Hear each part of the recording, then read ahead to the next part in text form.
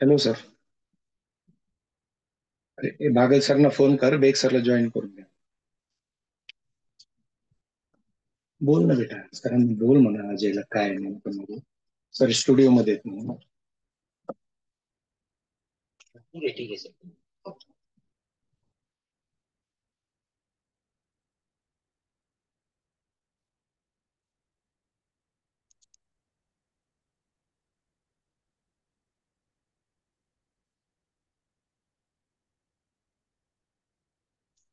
Sir join झाले. बेग sir ना. D R sir join झाले. ओके.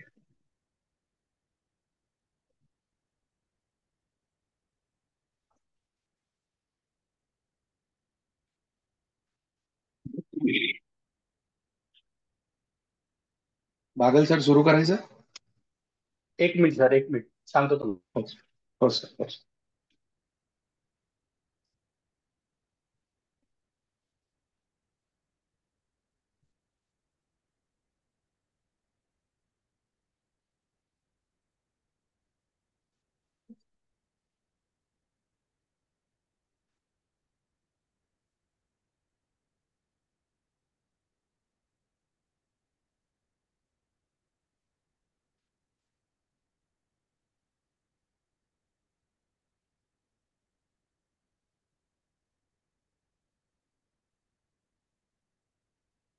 चेक कधी कॉपी आहे का एक्स्ट्रा?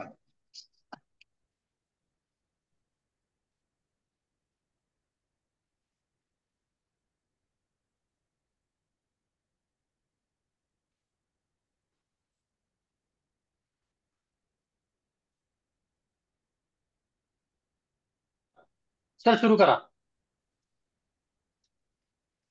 नमस्कार सर्व शेतकरी बंधू भगिनी, कृषी विभागाचे अधिकारी आणि वसंतराव नाईक मराठवाडा कृषी विद्यापीठ व इतर कृषी विद्यापीठाचे सर्व शास्त्रज्ञ, कृषी विज्ञान केंद्राचे तज्ज्ञ यांचं आजच्या कार्यक्रमामध्ये स्वागत आहे.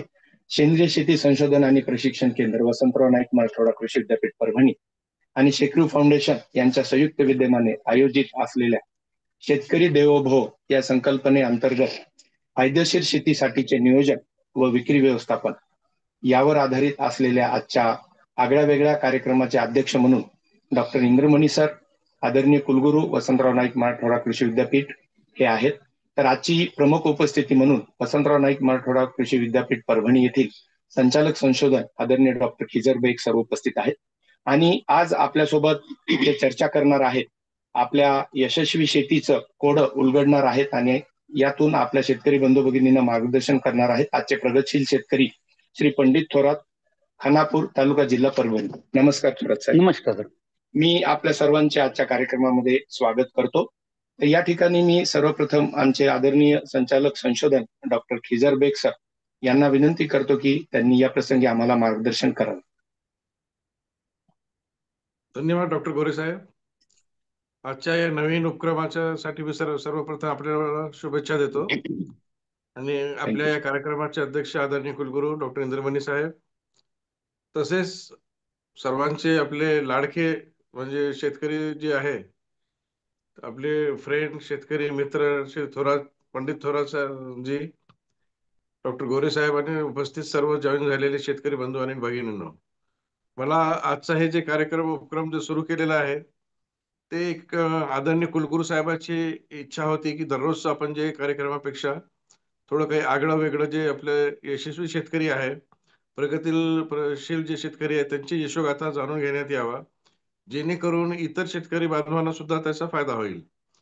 आपल्याला माहित आहे की श्री पंडित थोरातजी हे जसं आपलं पालेभाज्या लावण्यासाठी जसं नियोजन करतात आणि त्याचं मार्केटिंग जसं असतं की 8 दिवस आधीच ते काय पेरलेलं आहे तेव्हापासून त्याचं पाठपुरावा सुरू असतं की या दिवशी आमच्या मार्केटमध्ये ही भाजी येणार. तर Yes. थोरात साहेबांचं जे त्यांनी जे नियोजन दिलेले असतात की हे मार्केटमध्ये भाज्या येणार, त्यानुसार आपले जे विद्यापीठातले सर्व शास्त्रज्ञ त्यांच्या घरी काय बनवायचं आहे त्याचं सुद्धा नियोजन यांनी जे तयार करणार आहे त्याच्यानुसार करतात. मला वाटतं की हे फार चांगलं त्यांचं एक नवीन आगळी वेगळी त्यांनी पद्धत काढलेली आहे. आणि मार्केटिंग मध्ये आपण जर बघितलं तर मार्केटिंग कसं करायचं यामध्ये आपले शेतकरी बांधवांना फार याच्याबद्दल माहिती फार कमी होती. परंतु यांनी जे पाठपुरावा करून आदरणीय कलेक्टर असो किंवा परभणीतले जे मोठे मोठे अधिकारी आहे सर्वांना संपर्क साधून व्हॉट्सअपचा त्यांनी एक ग्रुप तयार केला आणि ग्रुपमध्ये सर्व जितके शेतकरी बांधव आहे पालेभाजी उत्पादक करणारे सर्वांना त्यांनी त्यामध्ये समाविष्ट केलेला आहे. आणि त्याचा फायदा एक हे झालेला आहे की लोकांना कोणती भाजी फ्रेश भाजी भेटेल दुसऱ्या दिवशी याची माहिती एक दिवस आधी किंवा 2 दिवस आधी भेटते. त्यानुसार त्यांना मार्केटिंग सुद्धा करायला सोपं जातं आणि बरंच ताजे फ्रेश व्हेजिटेबल्स आपल्याला सुद्धा उपलब्ध होतात.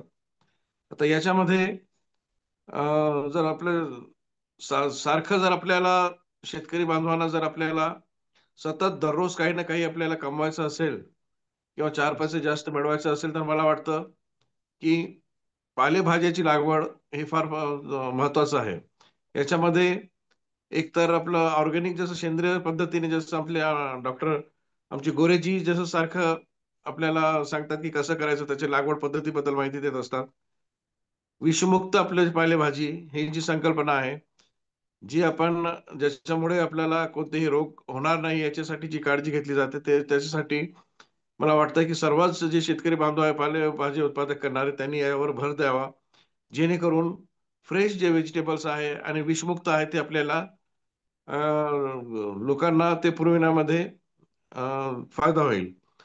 दुसरी गोष्ट येस सर. म्हणजे आजकालचे नवीन नवीन जे रोग जे होत आहे त्याचा प्रमुख एक कारण म्हणजे आपलं जे केमिकल आणि जे रासायनिक जे आपण वापरतो शेतीमध्ये ते त्याचं एक फार महत्वाचं कारण आहे. तर किती दिवसापर्यंत आपण मारल्यानंतर किती दिवसापर्यंत तोडणी करायची नाही किंवा मारलं असेल तर 8 दिवसानंतर जरी आपण त्याचं पालेभाज्या म्हणून वापर करत असाल तर त्याच्यामध्ये विषाचं कण त्याच्यामधून कसं बाहेर पडावं त्यासाठी कोणती काळजी घ्यावी हे सुद्धा मला वाटतं आपल्या ग्राहकांना आणि जे आपले कन्झ्युम करणारे आहे शेतकऱ्यांनी प्रोडक्शन करणारे तर शेतकरी आहे परंतु ग्राहकामध्ये सुद्धा हे आता माहिती उपलब्ध करून देण्याचा मला वाटतं आपण प्रयत्न करावा जेणेकरून आपली आरोग्याची काळजी सर्वांना घेता येईल. येस. आता जसं थोरातजी जसं नियोजन करतात प्रत्येक मला वाटतं की भाजी अशी कोणती भाजी नाही की त्यांच्या शेतामध्ये लागवड होत नाही. त्याशिवाय दुसरे इतर सुद्धा जे आपलं गहू ज्वारी असेल किंवा आता मी कालच त्यांचा मेसेज आला की आपला हुरडा सुद्धा त्यांनी तयार केलेला आहे आणि उद्या मार्केटला येणार आहे. असं सर्व जे आपले पालेभाज्या असो किंवा दुसरे आपले शेतकऱ्यांचे जे प्रोडक्ट्स आहे मला वाटतं की तसंच दुसऱ्या शेतकऱ्यांनी सुद्धा याचा अवलंब केला तर निश्चितपणे आपल्या जे दररोजचा आपलं जे फायदा आहे त्याच्यामध्ये 2-4 पैसे जास्त आपल्याला भेटतील आणि ग्राहकांमध्ये सुद्धा जास्तीत जास्त पोहोचण्यासाठी व्हॉट्सअप माध्यम किंवा आपले दुसरे ज्यांचे जसं यांनी अवलंबलेलं आहे थोराची त्या पद्धतीने जर आपण केलं तर निश्चितपणे सर्वांचं एकटं थोराची जसं जसं प्रयत्न आहे मला वाटतं सर्वांनीच तसं करावं आणि सर्वांचाच शेतकऱ्यांचा याच्यामध्ये भला व्हावा आणि आपण स्वावलंबी व्हावे यासाठी विद्यापीठाने प्रयत्न करणे गरजेचं आहे. आता येस सर. झालं आपले लोकल जे व्हेजिटेबल्स आहे परंतु ते एक्झॉटिक सुद्धा आपण व्हेजिटेबल्स सुद्धा त्याची लागवड करण्यासाठी म्हणजे बाहेर विदेशी जे पालेभाजी आहे त्याची सुद्धा लागवड करण्यावर मला वाटतं की आपण पुढाकार घ्यावा. यासाठी लागणारं जर तुम्हाला रोप पाहिजे असेल डायरेक्ट सीड पेक्षा लावण्यापेक्षा जर तुम्हाला रोपाची तुमची गरज असेल तर मला वाटतं आपण विद्यापीठाशी संपर्क करून आम्हाला जर तुम्हाला सांगितलं की हे रोप आम्हाला पाहिजे तर मला वाटतं की आम्ही 100% तुम्हाला रोपाचा सुद्धा पुरवठा करू. म्हणजे धन्यवाद. येस. सिमला मिरची झाले, टमाटे झाले, मिरची आपले लोकल जे आहे सोलेनस व्हेजिटेबल्स असेल किंवा दुसरे पालेभाजी असेल त्याचे रोप जर पाहिजे असेल तर आमचे नर्सरी विभागामध्ये आम्ही त्याचं रोपाचं प्रोडक्शन करू आणि तुम्ही जर बुकिंग केलं तर 100% तुम्हाला रोप सुद्धा उपलब्ध करून देण्यात येईल जेणेकरून तुम्हाला पिकाचा कालावधी तुमचा जास्त लागणार नाही आणि 50 ते 30 ते 40 दिवसात तुमची पालेभाज्या तयार होऊन मार्केटमध्ये आणता येईल. मला वाटतं हे रोपांच्या बाबतीमध्ये जर आपल्याला मागणी असेल तर निश्चितपणे आम्हाला संपर्क करा आणि आपण चांगलं तुमच्या मदतीने विद्यापीठात सुद्धा नवीन नवीन पालेभाज्याची रोपं तयार करण्यासाठी आम्ही भर देऊ आणि ते नवीन पालेभाज्या परभणीकरांना फार आवडतील आणि जितके शेतकरी बांधव आहेत त्यांनी सुद्धा त्यांना ते तसं लागवड कशी करायची नवीन पालेभाज्याची त्याची सुद्धा आपण ट्रेनिंग देऊ विद्यापीठात आणि गोरेजी आमचे त्याच्यावर प्रयत्नशील आहेच आणि त्यांची सर्व टीम आहे. मला वाटतं नवीन एक्झॉटिक फ्रूट आणि व्हेजिटेबल म्हणजे ते विदेशी भाज्या याच्यावर आपण प्रशिक्षण देण्यासाठी आपण प्रयत्न करू आणि Yes, sir. जास्तीत जास्त विदेशी फळ आपल्या पालेभाजी आपल्या भागात कसं प्रसार करता येईल जेणेकरून आपल्या उत्पादन आणि आपल्या जे फायद्यामध्ये त्याचं अजून जास्त भर येणार. मला वाटतं हे अवलंब करणे फार गरजेचं आहे. आणि आता आपण सर्वजण पंडित थोरात साहेबांच्या यशोगाथा ऐकण्यासाठी उतावीळ असतील तर मी त्यांना विनंती करतो की आपण आपलं पुढचा कार्यक्रम सुरू ठेवावं आणि आजच्या कार्यक्रमासाठी शुभेच्छा देतो आणि गोरे साहेबांना पुढे सुद्धा दररोज असे नवीन नवीन कार्यक्रमाचं आयोजन करून आपल्या भागातील शेतकरी बांधवांचा भगिनींचा जास्तीत जास्त फायदा करून देण्याचा विद्यापीठाच्या मार्फत प्रयत्न करावा ही विनंती करतो. धन्यवाद. धन्यवाद सर. या ठिकाणी आताच आदरणीय संचालक संशोधन डॉक्टर बेग सरांनी मार्गदर्शन केलेलं आहे आणि नवीन दिशा देण्याचा प्रयत्न सरांनी केलाय की आपल्याला विदेशी भाजीपाला आणि मार्केट व्यवस्थापन किंवा बाजारपेठ व्यवस्थापन सर निश्चितपणानं आम्ही भविष्यामध्ये त्यावर काम करू. तर आज आपण या ठिकाणी आवर्जून उपस्थित झाला, आम्हाला मार्गदर्शन केलं त्याबद्दल मी आपले अत्यंत मनपूर्वक धन्यवाद देतो. धन्यवाद सर.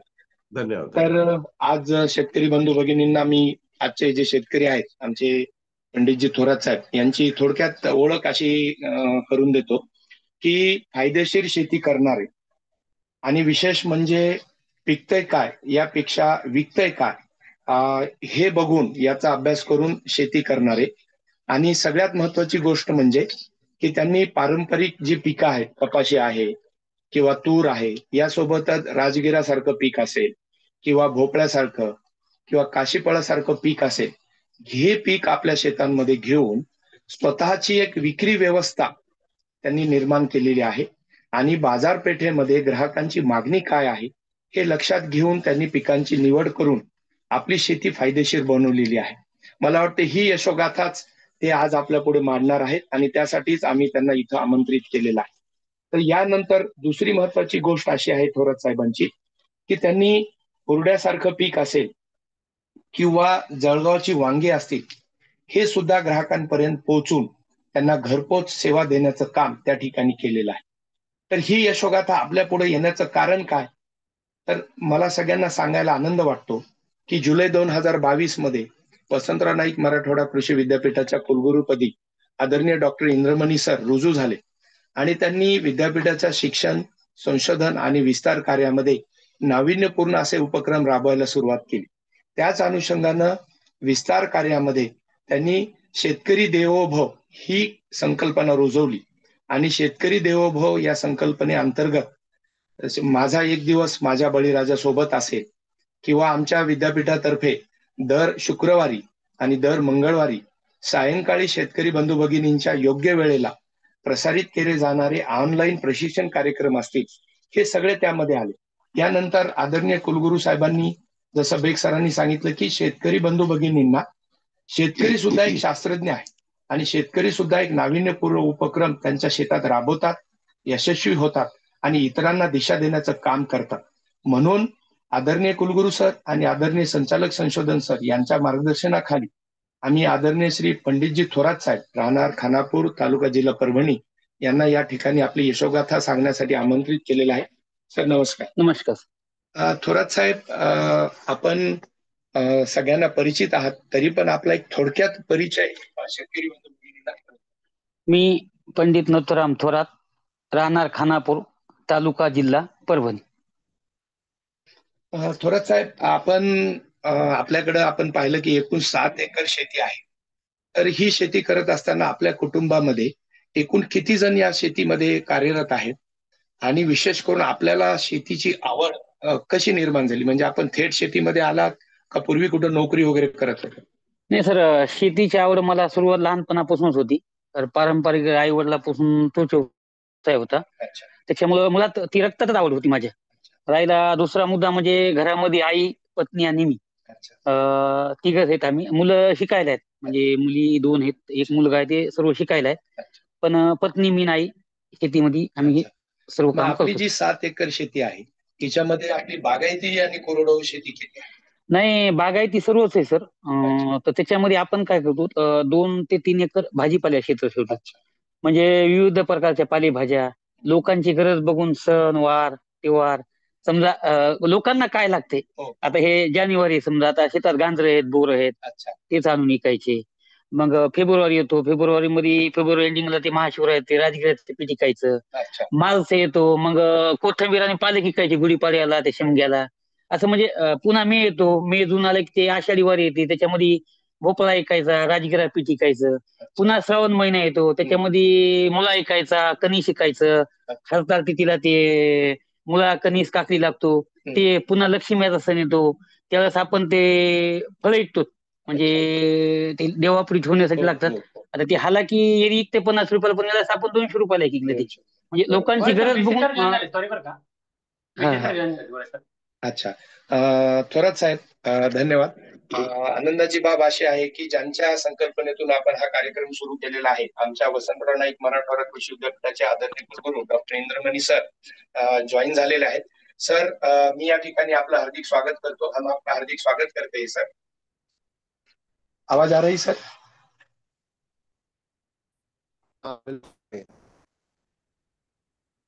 ओके. तो आपका स्वागत है.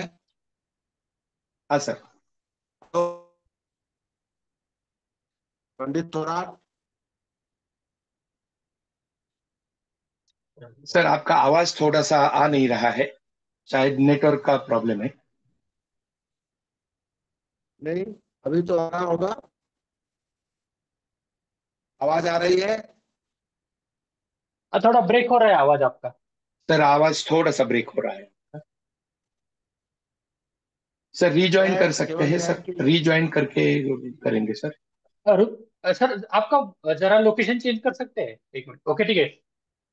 एक मिनिट सर, पुन्हा करतील. एक मिनिट, पुन्हा करतील जॉईन. अच्छा, ठीक आहे. हा. तर थोरात साहेब, आता सगळ्यात महत्वाची गोष्ट अशी आहे की तुम्ही जे शेतीचं नियोजन करता, याच्यामध्ये जी पारंपरिक पिकं आहेत, जसं तुम्ही सांगितलं की कपाशी किंवा तूर, तर मला एक थोडक्यात माहिती अशी सांगा की आपण एकूण किती पिकं या 7 एकर क्षेत्रामध्ये घेता, कुठली कुठली पिकं घेता? पिकं म्हणजे सर्वच घेतो सर. त्याच्यामध्ये खरीप आणि रब्बी. त्याच्यामध्ये आता खरीप मध्ये 2-3 एकर तर भाजीपालाच असतो. त्याच्यामध्ये पालेभाज्या ते नियोजन. त्याच्यामध्ये तूर आपल्या विद्यापीठाची गोदावरी म्हणजे एक 10 गुंठे 20 गुंठे जे क्षेत्र असते ते. बाकी सर्व पॅटर्न आम्ही कापसाचा राबवतो. म्हणजे आमच्या पांढरीची जमीन असल्यामुळे आम्हाला कापूस तुमच्या विद्यापीठाच्या अंतर्गत एक मार्गदर्शनाखाली खूप होतो. त्याच्यामुळे एक 7 एकर मधलं एक 2-3 एकर भाजीपाल्याला सोडून बाकी मग तूर, तुमचं कपाशी, कधी कधी सोयाबीनचा बी 20 गुंठ्याचा 1 एकरचा डेमो असतो, जास्त नसतो. नाही, निश्चित मला प्रेक्षकांना सांगायला आनंद वाटेल की आमचे शेतकरी आदरणीय पंडित थोरात साहेब, जसं आपलं कॅलेंडर असतं तसं त्यांनी कॅलेंडर ठरवलेलं आहे की जानेवारी महिन्यामध्ये बाजारामध्ये कोणत्या पिकाला मागणी आहे. मग भाजीपाला असेल, फळ पीक असेल किंवा आपलं पारंपरिक पीक असेल. पण अशा पद्धतीनं त्यांनी प्रत्येक महिना ठरवून त्या पद्धतीनं चक्राकार पद्धत अवलंबून त्यांनी वेगवेगळ्या पिकांची लागवड आणि त्याचं नियोजन आणि विक्री व्यवस्थापन केलेलं आहे. मला थोरात साहेब एक सांगा की इतर शेतकऱ्यांपेक्षा तुमचा वेगळा प्रयोग म्हणून काय सांगता येईल आपल्याला, म्हणजे दोन्हीसाठी, की उत्पादन वाढीसाठी आणि बाजारभाव मिळण्यासाठी? आता प्रथम तर सर, तुम्ही आता जसं म्हणले कॅलेंडरचा विषय काढा. मला नवीन वर्ष लागली की नवीन वर्ष लागलं की थोडं मला वेद लागतात की बाबा आधी कॅलेंडर आणणे. मग घरी प्रथम कॅलेंडर आणतो, त्याप्रमाणे सर्व सण काय काय येतात काय काय नाही त्याच्यानुसार मार्किंग करतो. आदरणीय कुलगुरू सर जॉईन झाले. हा सर. सर जॉईन झालेत, पण त्यांचा आवाज सर अजून आला नाही.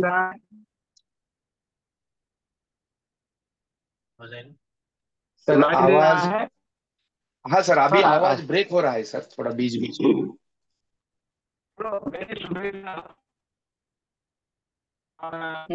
नहीं नहीं नहीं, आवाज नहीं आ रहा है.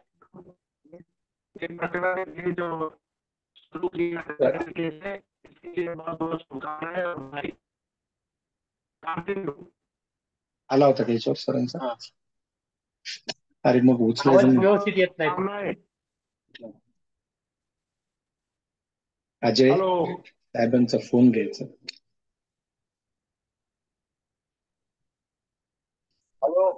सर, आवाज थोड़ा ब्रेक हो रहा है. हाँ. Okay sir, thank you sir, thank you sir. हमारी तरफ से कम करके हाँ सर। बात बोल दीजिए और मैं सुन रहा हूँ तुम्हारी बातें सारी। हाँ सर, हाँ सर, आप ही की संकल्पना। हाँ सर, हाँ सर, हाँ, yes sir, continue. Yes yes, thank you sir, thank you so much. Yes.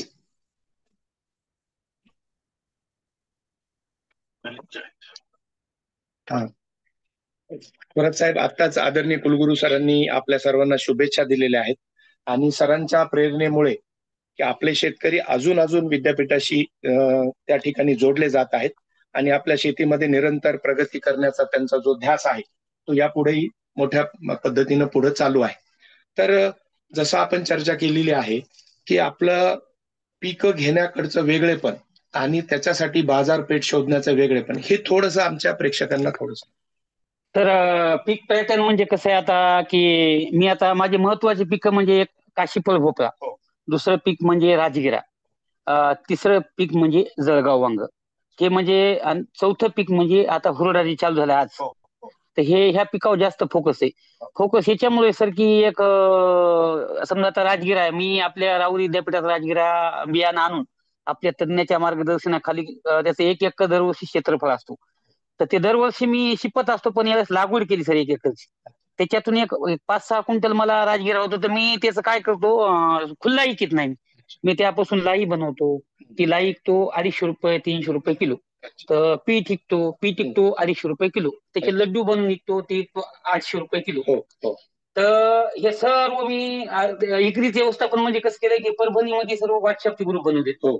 मग त्याच्यामध्ये कलेक्टर ऑफिस पासून हम्म. तर सर्व जेवढे अधिकारी आपले विद्यापीठाचे, अच्छा. तर त्यांचे 2-3 ग्रुप आहेत माझ्याकडे. भाजीपाला हो, उत्पादक आहेत, हो. फार्मर अँड ऑफिसर आहेत, हो. आणि दुसरे 2-4 ग्रुप आपल्या सक्रिय आहेत, म्हणजे विद्यापीठाचे काही, आपल्या शेतकरी बंधूचे काही. समजा काही बी आता आज हुरडा काढाय, हो. त्याचा एक मेसेज तयार करून मी दुपारी सर्वांना टाकला. हा. तर दुपारी टाकल्याच्या नंतर आता ते सर्वांपासून पोहोचला. तर अच्छा. ते हुरडा मी जवळपास 15 क्विंटल काढला, 15 किलो काढला हा, हा. आणि त्याची बुकिंग 10 किलो झाली आता. अच्छा, बुकिंग तुमची 10 किलोच्या पुढे गेलेली. पुढे गेलेली. म्हणजे हे असं मला ह्या तुमच्या ऑनलाईन मार्केटमुळं माझा व्यवसाय म्हणजे मला असं वेळ लागत नाही. म्हणजे विश्वास सर्वात मोठा म्हणजे अगोदर विश्वास ग्राहकांचा तुमच्या उत्पादनावर असलेला विश्वास. बस बस. समजा आता मी एखादी गोष्ट तुम्हाला दिली, हो. तर ती म्हणजे स्वच्छ द्यायची, अच्छा, चांगली द्यायची. चांगली ते घरी दर्जाची. समजा उद्या तुम्ही ती बघूच नाही, पोराची म्हणलं की ती एकदम उत्कृष्ट दर्जाची. आणि एखाद्या चुकीनं समजा झालं असेल काही, हो. तर ती मी रिटर्न वापस घेऊन येत असतो. अरे वा. लगेच ती दुसरी ग्राहकांना देतो. त्याच्यामुळे हे शेतीचं माझी कसं उत्पादक विक्रेता मीच आहे. उत्पादक ते विक्रेता. म्हणजे मधली जी साखळी आहे ती साखळीच मी तोडून टाकली. म्हणजे साखळीचा ते शाटच ठेवलं नाही, उत्पादक ते विक्रेता मीच आहे. अच्छा. म्हणून काय होतंय, राजगिरा मीच तयार करणारा आणि विकणारा मीच. तर साहजिकच आता त्याचं समजा असं मूल्यवर्धक कसं राजगिरा जाऊन 80-90 रुपये किलो जाईल, पण मी ते 25,000 रुपये क्विंटल विकायलो. 8,000 रुपये क्विंटलच्या जागी 25,000 रुपये करायलो. आता काशीफळ भोपळ्याचं एक माझ्याकडे पीक दरवर्षी 1 एकरचं असते. मी 2016 पासून करतो. तर त्याचं काय करतो मी, 5 किलो पासून तर 14 किलो पुस्तक फळ काढतो. अच्छा. तर ते श्रावण महिना माझा परफेक्ट आहे. श्रावण महिना, नवरात्र, म्हणजे ते माझ्यासाठी ते एक महिना, एक काय पैसे देऊन आलेला महिना म्हणतो त्याला. म्हणजे ते 10 रुपये किलोनं आपल्या विद्यापीठ घेतला, त्याची विक्री करतो. एक फळ जवळपास आता 5 किलोचं भरलं कापून विकलं, 10 रुपये पावलं तरी ते 200 रुपयाचं साहजिक खाली. म्हणजे चौपट पैसे हे हातीकृत होतात मला. चौपट 3 पट तर नाहीच.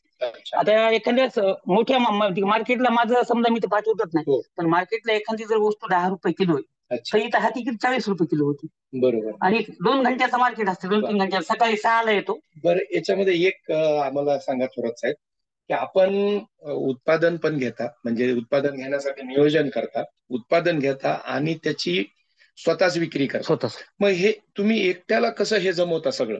नाही जमवायचं काही. तुम्ही वेळेचं नियोजन कसं? नाही सर, कसं राहते, मी दैनंदिन उठतो सकाळी 5ला. अच्छा. 5ला उठल्याच्या नंतर इथं सकाळी 11 वाजता व्यवसाय करतो. अच्छा. 11ला घरी जातो, थोडं विहिरी पाणी करतो. अच्छा. मग दैनंदिन जे शेतीचे काम आहेत, लागवड असला तर एकच काम नसते.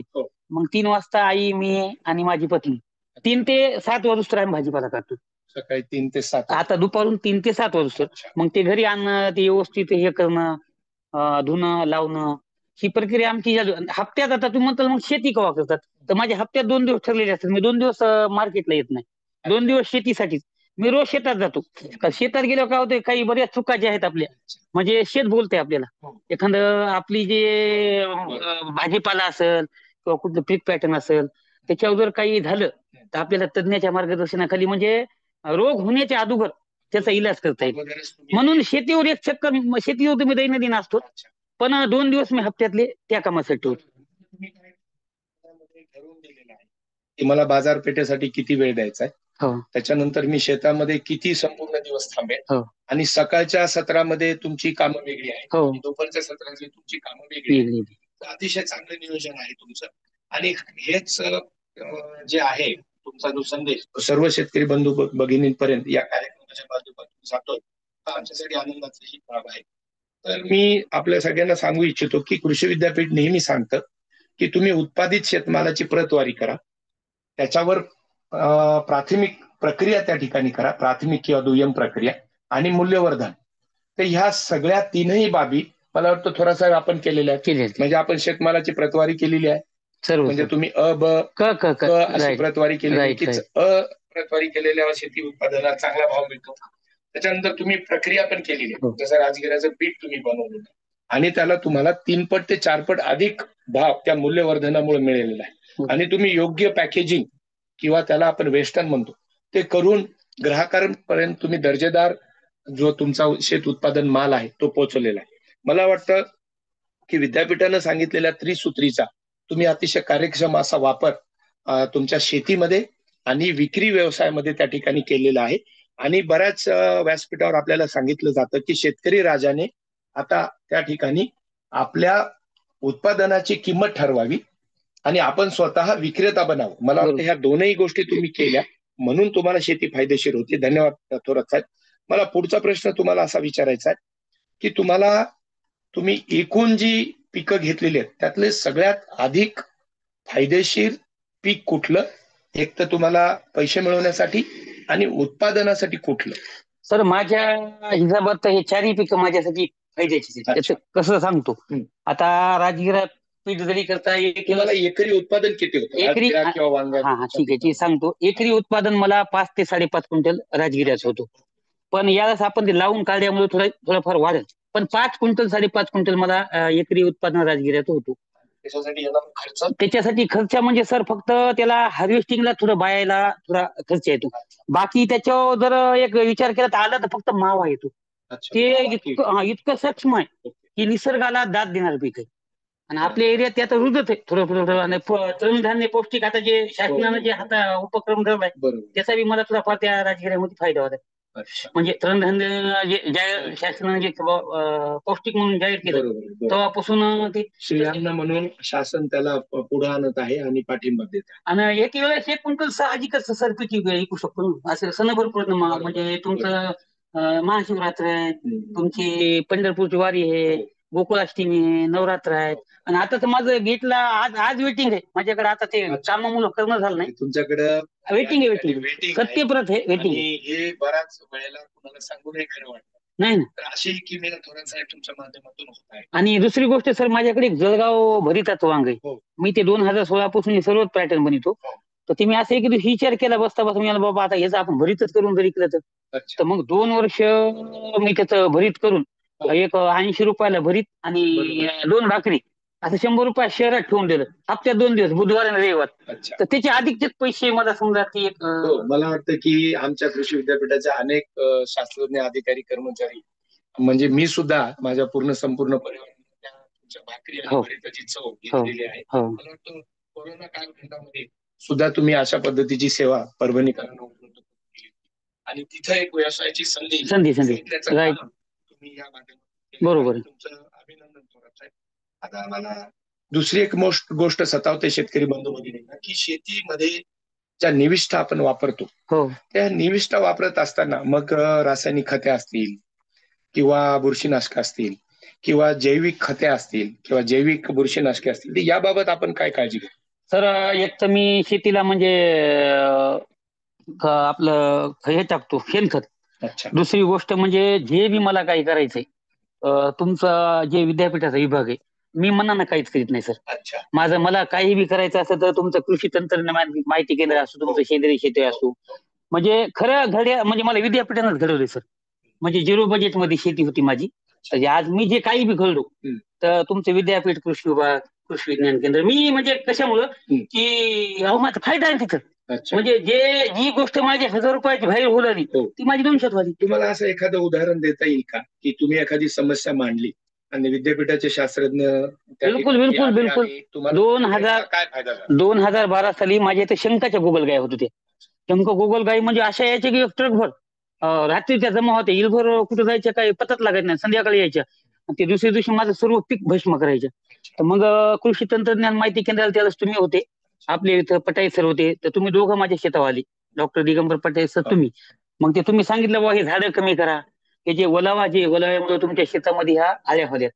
तर ते जो प्रॉब्लेम तुम्ही सांगितला तर त्याच्यापासून मीच नाही, आमच्या एरियातले हजारो शेतकरी समजा जे माझ्या परिसरातले होते सर्वच वाचले सर. तिथंच माझा विद्यापीठावर तुमचा विश्वास नव्हता, पण तिथं माझा विद्यापीठावर थोडा 25% बसला. म्हणजे आरगड्या म्हणलं काहीतरी आहे समजा, असं एक त्याच्यातला विषय झाला. नंतर मग तुमच्या मार्गदर्शन, कृषी तंत्रज्ञान माहिती केंद्राच्या मार्गदर्शनाखाली तुमच्याकडे सुरुवात पटायचं तुम्ही असो, मग तिथं औषधामध्ये बचत झाली. म्हणजे खतात बचत झाली. तुम्ही मला परवा एक उदाहरण दिलं होतं की आपले कृषी तंत्रज्ञान माहिती केंद्राच्या मार्गदर्शनाखाली डॉक्टर गर्दे सर असतात, टीम असते, तुम्ही ऊसाच्या बाबत काहीतरी प्रयोग करताय. त्यामध्ये काय आहे की तुम्ही खत वापरामध्ये त्या ठिकाणी फार मोठी बचत केलेली आहे की सांगितलेला तेवढीच मात्रा खताची दिलेली आहे? मी त्या कापसामध्ये केलेली आहे सर. म्हणजे काय तर कापूस क्षेत्र असते माझं. तर मी त्यांच्याशी संपर्क करत होते. ते काय म्हणतात, पहिली डोस मी 10 से 20 देतो. नाही भेटलं एखादं, आता मार्केटला कसं एखादं खत भेटते नाही भेटते, कापसासाठी बोलवलं बरं का. तर मग नंतर 2 खत फ्री म्हणतात, फक्त युरियाची द्या. बस 2 खत युरियाची. वसंतराव नाईक मराठवाडा कृषी विद्यापीठाची शिफारस आहे. योगदान माझ्यासाठी. एक महिन्यानंतर बस युरिया, पुन्हा युरियाच नंतर. बरं सर, तुमचं जरा हलवता का? तुमचा आवाज जरा हे येतोय, म्हणजे जरा हॅलो.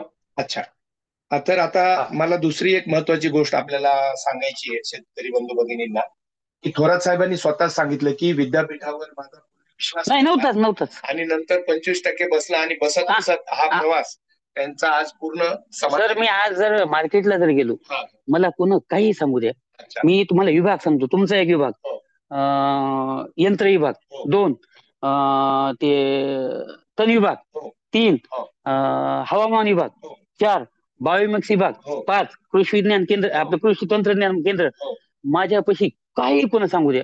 मी आता तुम्ही जर समजा मला एखादी गोष्ट सांगितली तीच करतो मी शेतात. बरोबर आहे. म्हणजे तुम्ही कृषी विद्यापीठाच्या सतत संपर्कात असतात आणि कृषी विद्यापीठाने दिलेल्या तंत्रज्ञानाचा पुरेपूर वापर आपल्या शेतीमध्ये करताय. मला एक थोडस असं म्हणायचं की आपल्याला ही शेती कमी खर्चाची, आमचे आदरणीय कुलगुरू साहेब नेहमी सांगतात की शेतकरी बंधू भगिनींच्या रासायनिक खतावरचा खर्च कमी झाला पाहिजे, त्यांचा पिकांवरचा लागवड खर्च कमी झाला पाहिजे. तर याबद्दल तुम्ही काय संदेश द्याल? संदेश द्यायसारखंच आहे सर. कसा संदेश आहे सांगतो, की समजा आता मला उदाहरणार्थ भाजीपाल्यात मी जास्त पेस्टिसाइड वापरत नाही, कारण ते महिन्याचं पीक असते, हार्वेस्टिंगला टोबी त्याच्यात ते मी जास्त वीज बाधा करीतच नाही. राहिला विषय सोयाबीन असो, तूर असो, हे असो, तर साहजिकच आहे ना की बाबा आता समजा तुम्ही मी आता कपाशी लावली, एक बॅग फक्त 10 से 20, 2 बॅग युरियाच्या, एक नॉर्मल 3 फवारण्या एक हलक्या घेतो कृषी तंत्रज्ञान माहिती केंद्राच्या. म्हणजे तुम्ही दुकानदारांना विचारण्याची विद्यापीठामध्ये किंवा कृषी विभागामध्ये विचारणा करूनच. बस माझा आत्मविश्वास त्याच्यावर.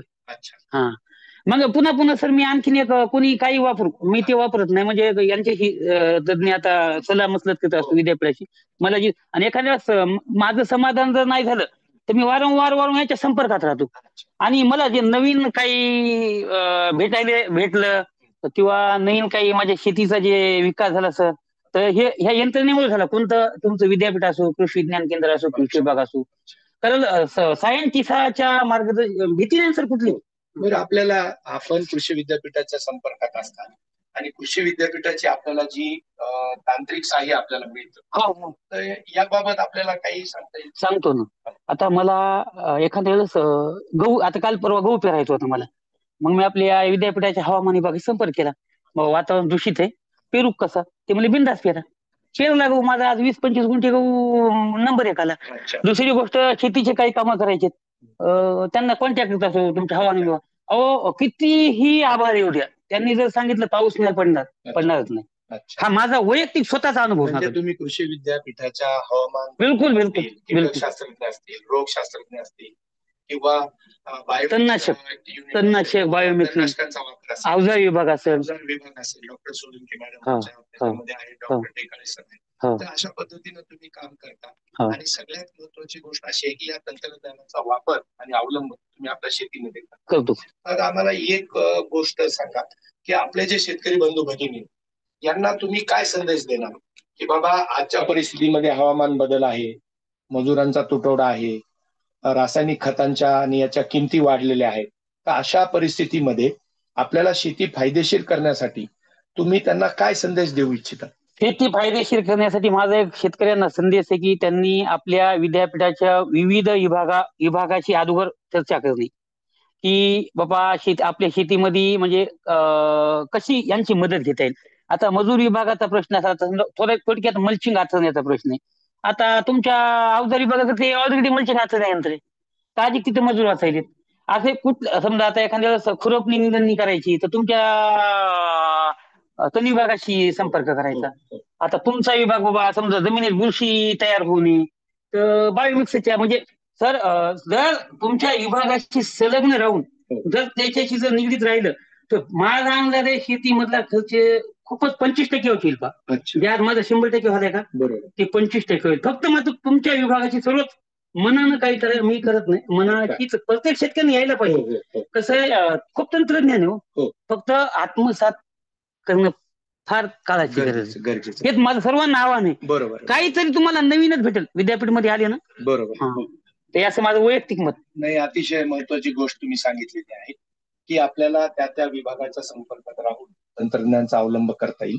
आता बऱ्याच शेतकरी बंधू भगिनींना उत्पादन करण्याची किमया साथ नाही, उत्पादन अधिक घेतात परंतु त्यांना त्याची विक्री योग्य त्या बाजार भावाने करता येत नाही. तर तुम्ही तुमची बाजारपेठ कशी शोधली आणि तुमच्या डोक्यात काय काय कल्पना आल्या की माझं उत्पादन मला चांगल्या भावाने विकता येईल? माझा व्यवसाय पूर्वीपासून भाजीपाल्याचा आहे, 15 ते 20 वर्ष झालं. तर काय झालं, तुम्ही माझ्याकडे भाजीपाला घ्यायला आले, एक वेळेस येताल, 2 वेळेस येताल, 3 वेळेस येताल, मग तुम्हाला काय आवडत ते माझ्या लक्षात आलं. मग मी ग्राहकांना काय आवडत हा काय नाही, मग मी काय केलं 2-3 ग्रुप बनवले. समजा आता काशीफळ कोणाला लागते, मग तुमचं नाव टाकायचं गोरे सर.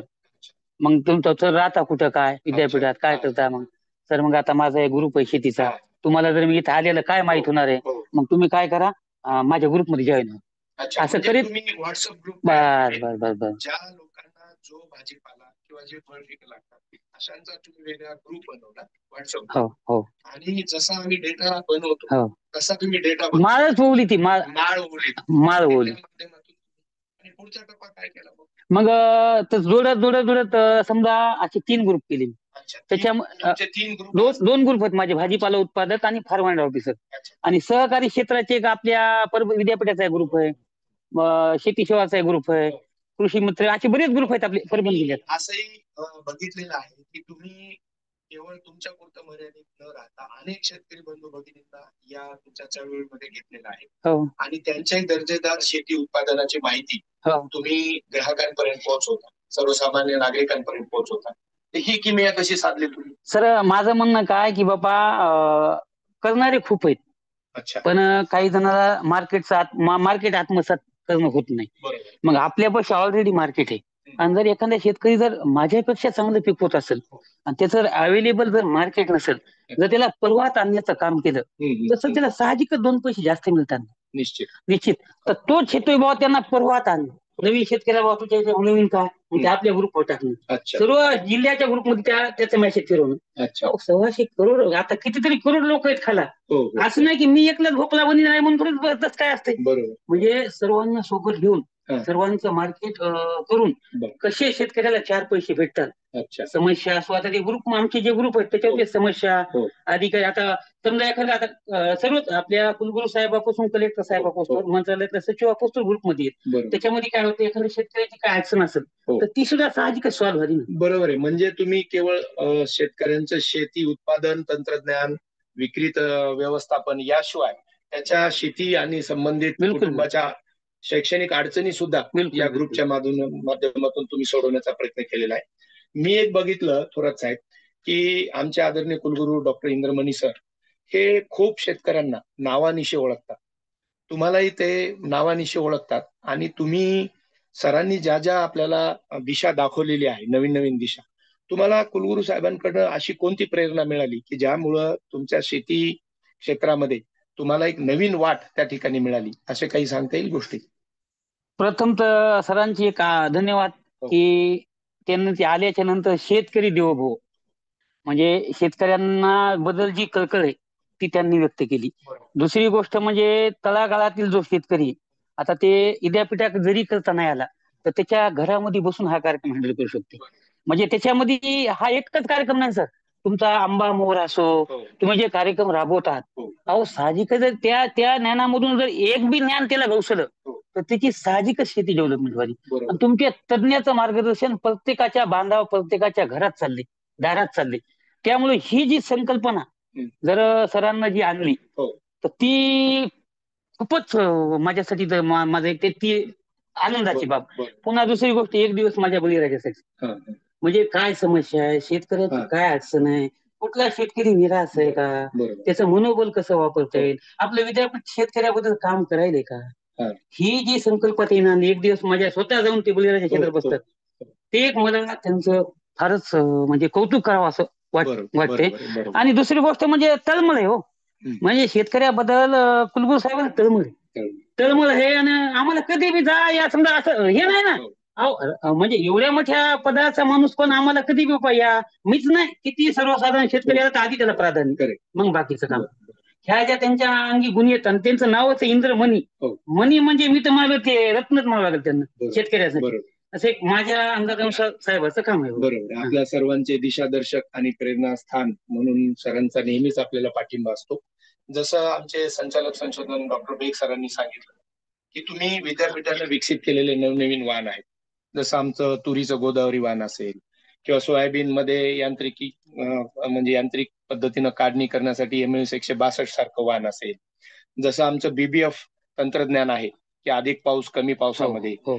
जसं डॉक्टर रामटेके सरांचं सौरचलित जे उपकरण आहे, तर मला असं वाटतं की डॉक्टर बेग सरांनी आपल्याला एक नवीन दिशा दिली, ती म्हणजे की मोठ्या शहरामध्ये लागणारे भाजीपाला किंवा मोठ्या शहरामध्ये आपल्याला जो विदेशी प्रकारचा भाजीपाला आहे शेडनेटमध्ये घेण्यासारखा, तर त्या विषयावर आपल्याला भविष्यामध्ये काम करायचंय. तर यामध्ये तुम्ही आताच शेतकरी उत्पादक कंपनीची स्थापना केलेली आहे, तर त्या माध्यमातून आपल्याला अजून पुढे तुमचे काय नियोजन आहे? तर प्रथम तर बेग सरांचं एक मी आभार व्यक्त करतो. म्हणजे त्यांना आज जे निर्णय घेतला, म्हणजे आधीचा असेल हो. पण आज त्यांनी जे व्यक्त केला हो. त्याच्यामध्ये इतका मी आनंदी आहे. अच्छा. कशामुळे असं की आता त्यांनी सांगितलं बाबा तुम्हाला रोप, विदेशी भाजीपाला कुठलं बी काय जर असेल हो. तर आधी तुम्ही आम्हाला कल्पना द्या बरोबर. किंवा शेतकऱ्यांनी येऊन आम्हाला भेटा, बरोबर. आम्ही ते तुम्हाला तयार करून देऊ. निश्चित. तुमचं जे सर शेतीचं कसं आहे, बियाणंच जर बोगस निघालं हा. तर एक वर्ष वाया जाते हो. बरोबर. कोणाचं बी माझं काय कोणाचं बी. बरोबर. आणि विद्यापीठाचं म्हणजे खात्रीशीर असते. आज बी आपल्या विद्यापीठाकडे लोक लाईन लावून काही घेतात. बरोबर. हे प्रखर सत्य बरं हो. रांजळ आहे. निश्चित, निश्चित. तर आता जर आम्हाला दर्जेदार रोपं भेटली, हा. विदेशी भाजीपाल्याची माहिती होईल हो. किंवा रोपं जर दर्जेदार भेटले, साहजिकच आमचं उत्पादन वाढेल. बरोबर. आणि नवीन नवीन लोकायला बघायला भेटेल ना. हो. परभणीमध्ये खूप काही नवीन नवीन समजा येईल आपले. बरोबर. तर त्यांनी जी आज जी संकल्पना केली, हो. तर आम्ही तर आता त्यांचं स्वागत असं नाही करणार, आम्ही त्यांना कधी जाऊन भेटणार आहे. एक त्याच्याबद्दल आम्ही त्यांना गुच्छी देणार. जी आमची तळमळ होती बाबा की आम्हाला भाजीपाला रोपवाटिका सगळं नवीन नवीन भेटावं, निश्चित. की त्यांनी आज जे व्यक्त केलं हो. तर ते भवितयात परभणीसाठी एक नवी दिशा देणार बघा. बरोबर. निश्चित. नवीन दिशा देऊनच बाहेर निघणार. या प्रसंगी खरोखरीच आपण आपले आदरणीय कुलगुरू डॉक्टर इंद्रमणी सर, आपले संचालक संशोधन डॉक्टर बेग सर, आमचे संचालक विस्तार शिक्षण डॉक्टर वाघमारे सर, संचालक शिक्षण डॉक्टर आसेवार सर, यांचे सगळ्यांचेच आपण खरोखरच आभार व्यक्त करू आणि यापुढे त्यांचं मार्गदर्शन आपल्याला निश्चितपणाने मिळेल. मला असं वाटतं थोरात साहेब की आपण काही शेतकरी बंधू भगिनींना पण आज संधी देऊयात की त्यांचे जर काही प्रश्न असतील की त्यांना खूप उत्सुकता आहे आपल्याकडनं माहिती जाणून घेण्याची, तर मी बागल सर विनंती करतो की काही शेतकऱ्यांना आपल्याला प्रश्न विचारण्याची सोय. घेऊया, प्रश्न घेऊया. त्यांच्या हो. फील्डचे जरा फोटो दाखवतोय, तुम्ही जरा त्यांना बोलू हो. शकता, तुम्ही हे काय सांगा. हो. तर थोरात साहेब, आता एक महत्वाची गोष्ट अशी आहे की आपल्या शेतामध्ये अनेक शेतकरी भेट देतात. तर हे शेतकरी जेव्हा भेट देतात तेव्हा तुम्ही काही सापळा पिकं म्हणून लागवड केलेली आहे किंवा तुम्ही सेंद्रिय पद्धतीनं काही शेतमाल उत्पादित केलेला आहे. तर तुम्हाला सेंद्रिय शेतीमध्ये काम करत असताना की तुम्ही स्वतःच्या निविष्ठा स्वतः बनवणे, जसं निंबोळी अर्क असेल किंवा तुम्ही काही चिकट सापळ्यांचा प्रयोग त्या ठिकाणी करता की कमी खर्चाचं तंत्रज्ञान, मग या बाबतीत तुम्हाला काही प्रकाश टाकता येईल का? जसं आता आपण आता स्क्रीनवर बघतोय की तुम्ही तुम्ही कद्दू पिकाची लागवड केलेली आहे, भोपळा पिकाची लागवड केलेली, वांग्याची तुम्ही कशा पद्धतीनं जास्त उत्पादन घेतलेलं आहे आणि शेतकरी बंधू हे आता स्क्रीनवर बघत आहेत की तुम्ही आपल्या शेतीमध्ये कशा पद्धतीनं त्या ठिकाणी यश प्राप्त केलेलं आहे आणि हे विक्री व्यवस्थापन सुद्धा तुम्ही किती चांगल्या पद्धतीने या शेतमाल उत्पादनाचं केलेलं आहे. तर मला एक थोडस सांगा की सेंद्रिय शेतीमध्ये तुमची वाटचाल कशी झाली? तर सेंद्रिय शेती म्हणजे शेतीला जर शेणखत असेल हा. तर माझा अंदाज आहे की ते येणारा रोगच शेतीमध्ये येत नाही. अच्छा. म्हणजे जसं की सक्षम एखादी गोष्ट जमिनीतून तयार झाली. हा. दुसरी गोष्ट म्हणजे विदाऊट आता हे जे भाजीपाला आहे, आता गवार, तुमची कोथिंबीर, मेथी, पालक, हे पाण्यावर येणारी पिकं आहेत. बरोबर. आणि त्याचं कसं 1 महिन्याचाच कालावधी हो. हार्वेस्टिंगचा. हो. तर त्याला जास्त हे लागत नाही. त्याला जर गांडूळ खत किंवा तुमचं आपलं ढोरांचा खत समजा, आता बैल आहेत माझ्याकडे, तर शेणखत जर हे दिलं ना तर 0 बजेटमध्ये येते हो. त्याला फक्त पाकीट बदलायचं काम आहे, नुसतं सेंद्रिय नाव द्यायचं काम आहे. अच्छा. म्हणजे पण ते येत ऑटोमॅटिक, म्हणजे आता गवार सारखं पीक कोथिंबीरला काहीच लागत नाही. काहीच नाही, त्याला फारशा अन्नद्रव्याची गरज नाहीये. हा. आणि त्या अन्नद्रव्याची गरज तुम्ही शेणखत किंवा गांडूळ खतातून स्वतःच्या घरी स्वतःच्या शेतात कमी खर्चामध्ये बनवून त्याचा उपयोग तुम्ही केलेला आहे. हो. म्हणजे तुम्ही कुठलीही निविष्ठा सेंद्रिय शेतीमध्ये विकत घेत नाही. तर त्या निविष्ठा तुम्ही स्वतः बनवता. हो. जीवामृत असेल, दशपर्णी अर्क असेल किंवा निंबोळी अर्क असेल.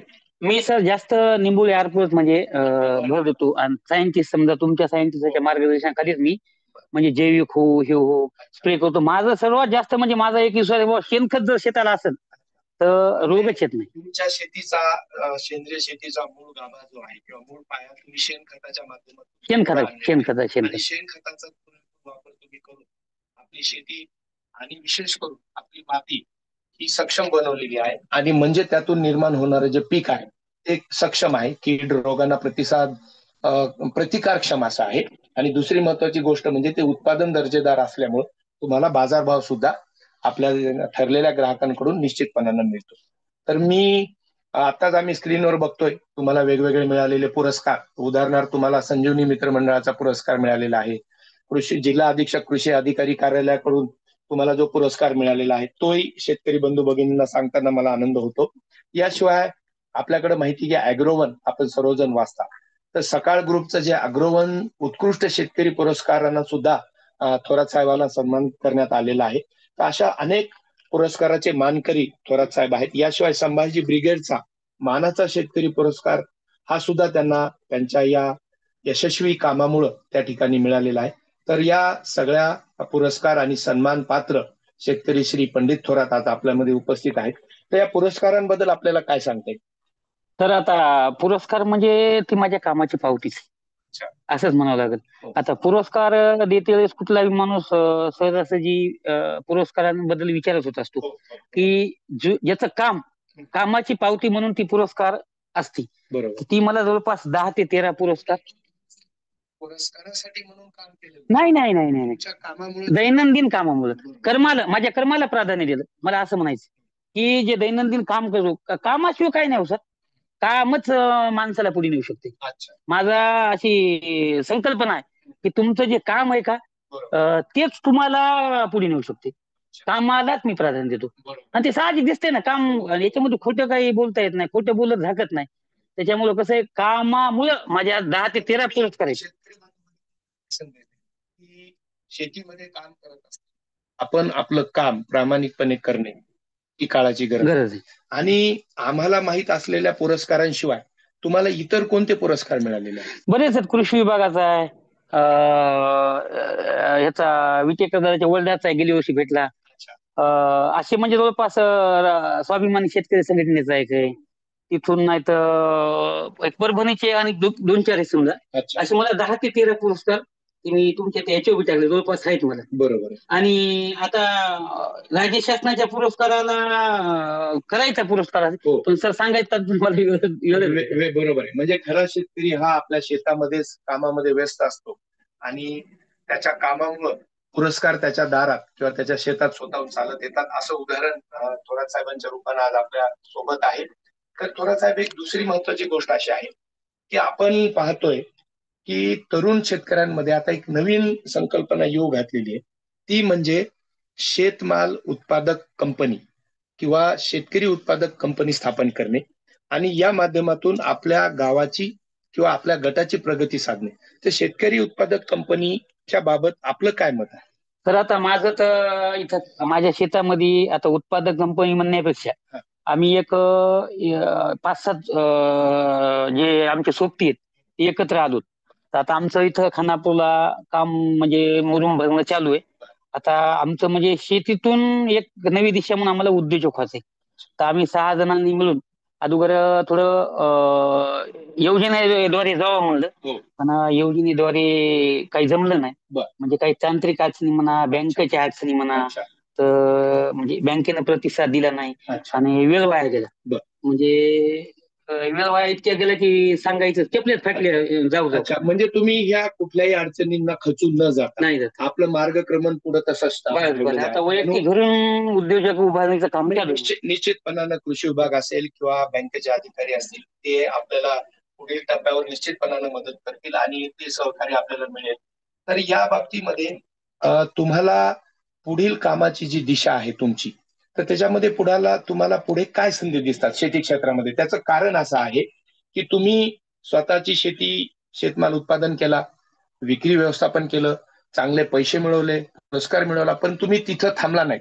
तुम्ही शेतकरी उत्पादक कंपनी हा नवीन पर्याय शोधला. आता तुम्हाला पुढे काय संधी दिसतात की मराठवाड्यातल्या युवा शेतकऱ्यांसाठी, महिला भगिनींसाठी शेतीमध्ये पुढे काय संधी आहेत? कारण की तुम्ही बारामतीला जाता, तुम्ही अहिलानगरला जाता, पुण्याला जाता, दिल्लीला जाता, अशा वेगवेगळ्या ठिकाणी भेटी देता. तिथं तुम्हाला मराठवाड्यातील शेतकरी आणि युवा आणि महिला भगिनींसाठी पुढे काय संधी दिसून येतात?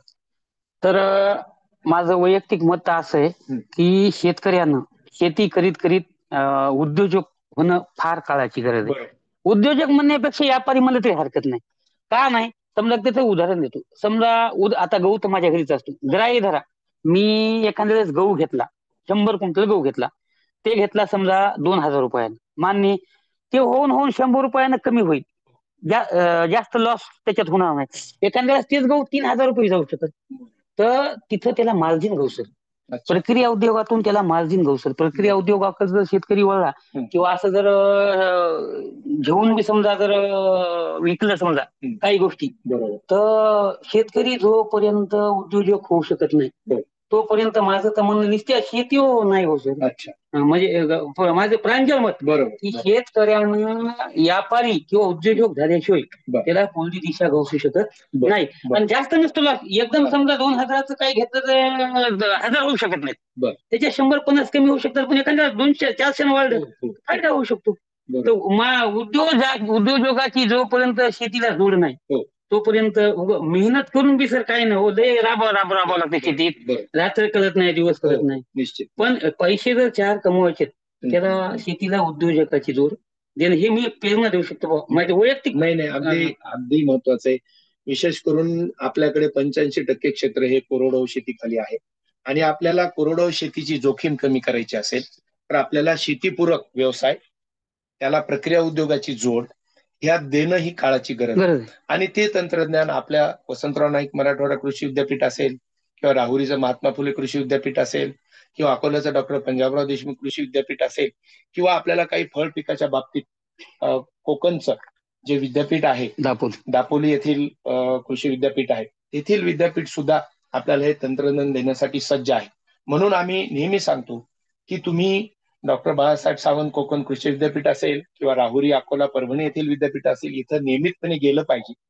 आपल्या विषयाशी संबंधित त्या कार्यालयाला, संशोधन केंद्राला भेटी दिल्या पाहिजेत आणि त्यांच्या माध्यमातून आपल्या शेतीमध्ये शेतीपूरक व्यवसायामध्ये आपण निश्चितपणानं आमूलाग्र असा बदल किंवा सुधारणा करू शकतो, असा विश्वास तुमच्या रूपानं सगळ्या शेतकरी बंधू भगिनींना निश्चित मिळेल अशी आम्हाला खात्री आहे. तर मला या ठिकाणी एक गोष्ट विचारायची, तुम्ही हे सगळं व्याप करत असताना तुमच्या मुलांच्या शिक्षणाकडे किंवा आईच्या प्रकृतीकडे तुम्ही कसं लक्ष देता?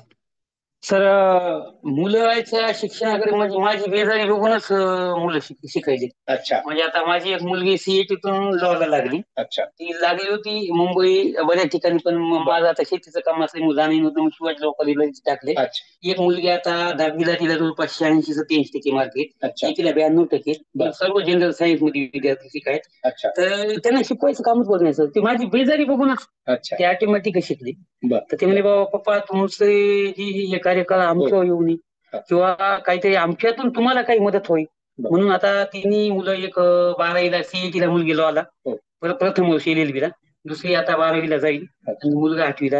हे सर्व बघा म्हणजे माझी बेजारी बघूनच शिकले म्हणावं लागेल. नाही, तुम्ही तर अतिशय प्रांजळपणे सांगितले की मी शेतीमध्ये व्यस्त आहे, हो. बेजार आहे, हो, परंतु आनंदी आणि समाधानी आहे. समाधानी म्हणजे हा संदेश सगळ्यांना आहे. जाणं फार आहे गरजेचं आहे समाधान. की तुम्ही व्यस्त आहेत हो. शेतीमध्ये. व्यस्त म्हणजे सर असं होतं की समजा तुमचा जर एखाद्या फोन आला हो. तर बाप्पा उद्या यायचं इथं, काय वाटतं आता केव्हा जाऊ. म्हणजे आता एवढ्या कामात बघ ना, पाहुण्याचा फोन आला, बाबा लग्नाची पत्रिका आली की आधी बघतो बाबा आता हे काढावं येतं. म्हणजे तुम्ही या कार्यक्रमामध्ये आपल्या शेतीच्या व्यस्त पण आहेत आणि त्यासोबतच आनंदी आणि समाधानी आहे, आहेत. तर हा संदेश मला वाटतं सगळ्यांसाठी घेण्यासारखा आहे बरोबर. आणि तो फार महत्वाचा आहे. यानंतर तुम्ही बोलता बोलता एक महत्वाची गोष्ट सांगितली की मला वडीलधाऱ्यांचा फार आशीर्वाद आहे आहे. आणि यामध्ये तुमच्या आईची भूमिका फार महत्वाची हो, आहे. हो. त्याबाबत तुम्ही काय सांगाल? आईची भूमिका म्हणजे खूप महत्वाची आहे. आता आई म्हणजे वडील सुरुवातीला तर लहानपणी गेली, अच्छा आईनं ती भूमिका निभावली. आणि एक अभिमान आहे मला की आई वडील माझे असुशिक्षित होते, अच्छा पण त्यांनी मला जे घडवलं, मला जे ज्ञान दिलं, अच्छा मला आज त्यांचा गर्व आहे बर की मी निश्चित. वाट चुकलो नाही. वाट चुकले नाही. हं. तर आणि त्याबद्दल आईचा मला सार्थ अभिमान आहे की बाबा मी आज सर्व गोष्टीशी निगडीत, व्यवसायाशी निगडीत, हम्म, समाजात चांगलं वागणं, हम्म, शेती चांगली करणं, हम्म. ते एक संदेश म्हणजे मला- शिक्षित असून बरोबर. मला त्यांचा गर्व आहे. अच्छा त्यांना मला एक शिकवलंय, हा. समजा एखादी वस्तू आपली नाही, हा. तिला घरात नाही, अच्छा तिचा मोह नाही तिला धरायचा. नाही, आपली नाहीच ना ती. बरोबर. मग हे आईचे प्रामाणिकपणा तुमच्यामध्ये त्यांनी बिंबवला. तयारच केलं. हा. आणि त्या प्रेरणेत तुम्ही काम करताय आणि सगळे प्रेक्षक बघताय की तुम्ही आईचं नाव आणि त्यांचे नाही आशीर्वाद नाही, आहेच आहे आणि तुम्ही भावूक झालात. आणि मला वाटतं हीच शिदोरी आहे की तुम्ही योग्य वाटेवर तुमचा प्रवास सुरू आहे आणि हा प्रवास करत असताना तुम्ही फक्त स्वतःची प्रगती साधली नाही, तर आपल्या गटातील अनेक शेतकरी बंधू भगिनींना एक वेगळी वाट त्या ठिकाणी दाखवून दिलेली आहे. वाट दाखवणं म्हणजे सर विश्वास. बरोबर. म्हणजे विश्वास हा 3च असे शब्द आहे, पण एकदा तुमच्या सोबत जर विश्वासघात झाला तर आयुष्यात नाही जुटू शकत तुम्ही मला. बरोबर. सर्वात महत्वाचं मी जीवनात एकच केले की कोणाच्या विश्वासाला तडा नाही द्यायचा. जे ते सरळ सांगायचं, जमल नाही जमल. हो. मला वाटतं आजची मुलाखतही तुम्ही जे काही आहे तुम्ही अगदी स्पष्ट बोललात. हो. म्हणजे काय असेल, कुठे अडचणी आल्या, कुठे फायदा झाला. बऱ्याच वेळेला तुम्ही कृषी विद्यापीठामध्ये येऊन आम्हाला संशोधनाला एक दिशा देण्याचं काम किंवा तुमच्या अडचणी मांडण्याचं काम सुद्धा तुम्ही त्या ठिकाणी परखडपणे केलेलं आहे. मला वाटतं आमची संशोधनाची दिशा ठरवण्यामध्ये सुद्धा तुमचा फार मोलाचा वाटा आहे. तर कृषी विद्यापीठाचं भावी काळामध्ये संशोधन करत असताना तुम्हाला काय अपेक्षा आहे? आम्हाला दर्जेदार सर्वात महत्वाचं म्हणजे बियाणे. अच्छा अहो सर, विद्यापीठाचं बियाणं असं आहे की फार उत्पात आहे. सोयाबीनच्या जाती असो, तुरीचे जाव तर तुरीच्या ह्याच्या शेंगा मावून. अच्छा म्हणजे सर्वात महत्वाचा भाग म्हणजे आम्हाला दर्जेदार बियाणं द्या. जर दर्जेदार बियाणं दिलं साहजिकच आमचं उत्पादन वाढायचं. अच्छा म्हणजे ही एक अपेक्षा आहे. आता ते एक्सलन्स रोपवाटिका, फळांच्या असो, कुठल्या असो. आणि तिसरा आता प्रश्न ते शासन दरबारी, पण त्याच्यासाठी आपले सर सुद्धा खूप प्रोत्साहित आहेत की बाबा सर्व शेतकऱ्यांना जे भाजीपाला विक्रीसाठी जे स्टॉलचं मार्गदर्शन आहे किंवा काय स्टॉल देता येतील का, ते सुद्धा कुलगुरू साहेब बघत आहेत. ते एक झालं तर आणखीन दुधमे शक्कर. म्हणजे सर्वच गोष्टीमध्ये विद्यापीठ सहकार्य करायचं. तुम्ही काल पुराज ऐकलं असेल की आपले रत्नाकरजी ढगे साहेब, ज्यांना सन्मानानं राष्ट्रपती भवन येथे आमंत्रित करण्यात आलं होतं आपल्या 26 जानेवारी 2025 रोजी प्रजासत्ताक दिनाच्या पार्श्वभूमीवर, त्यांचं सुद्धा आदरणीय कुलगुरू सर यांनी यथोचित असा सत्कार केला, त्यांना प्रोत्साहन दिलं आणि त्यांनी सुद्धा आदरणीय कुलगुरू सर असतील, संचालक संशोधन असतील, विस्तार शिक्षण संचालक असतील, यांचे सगळ्यांचे आभार त्या ठिकाणी मानले आणि विद्यापीठाची भूमिका त्यांनी त्यांच्या भाषणातून अनेक शेतकऱ्यांपर्यंत पोहोचवलेली आहे. आणि म्हणूनच आमचे सन्मान्य कुलगुरू असतील, आमचे सर्व संचालक महोदय असतील, हे शेतकरी आणि विद्यार्थी यांच्यासाठी तळमळीनं काम करतात आणि आम्हाला त्या पद्धतीचं दिशादर्शन किंवा निर्देश देण्याचं काम त्यांच्या माध्यमातून होतं. आणि त्यांनी दिलेल्या जी काही वाट आहे किंवा त्यांनी दिलेली जी दिशा आहे त्यावर सुद्धा आम्ही सर्व शास्त्रज्ञ असतील, आमची विस्ताराची मंडळी असतील, शिक्षण क्षेत्रातील सगळे प्राध्यापक असतील, ते त्याच दिशेनं काम करतात. म्हणूनच आमचे कुलगुरू साहेब नेहमी सांगतात की आमचं जे शिक्षण आहे ते विद्यार्थी केंद्रित आहे, आमचं जे एक्सटेन्शन आहे ते शेतकरी केंद्रित आहे, आमचं जे संशोधन आहे ते नाविन्यपूर्ण बाबीवर आधारित आहे आणि सरांचं जे प्रशासन आहे ते सगळे जे आमचे एम्प्लॉई आहे किंवा जे आमचे अधिकारी कर्मचारी त्यांना केंद्रभागी ठेवून ते त्या ठिकाणी करत असतात. म्हणूनच अशा पद्धतीचं काम जे आहे ते कृषी विद्यापीठांचं चालू आहे आणि मला असं वाटतं की याच्यामध्ये शेतकरी हा घटक फार महत्वाचा आहे आणि या शेतकरी घटकाकडनं आम्हाला मिळणारी ऊर्जा, प्रेरणा आणि त्यांच्याकडनं आम्हाला जे काही संदेश मिळतात, जी काही संशोधनासाठी जी दिशा मिळते त्या दिशेला अनुसरून आमचं पुढील जे मार्गक्रमण आहे ते त्या ठिकाणी होत असतं.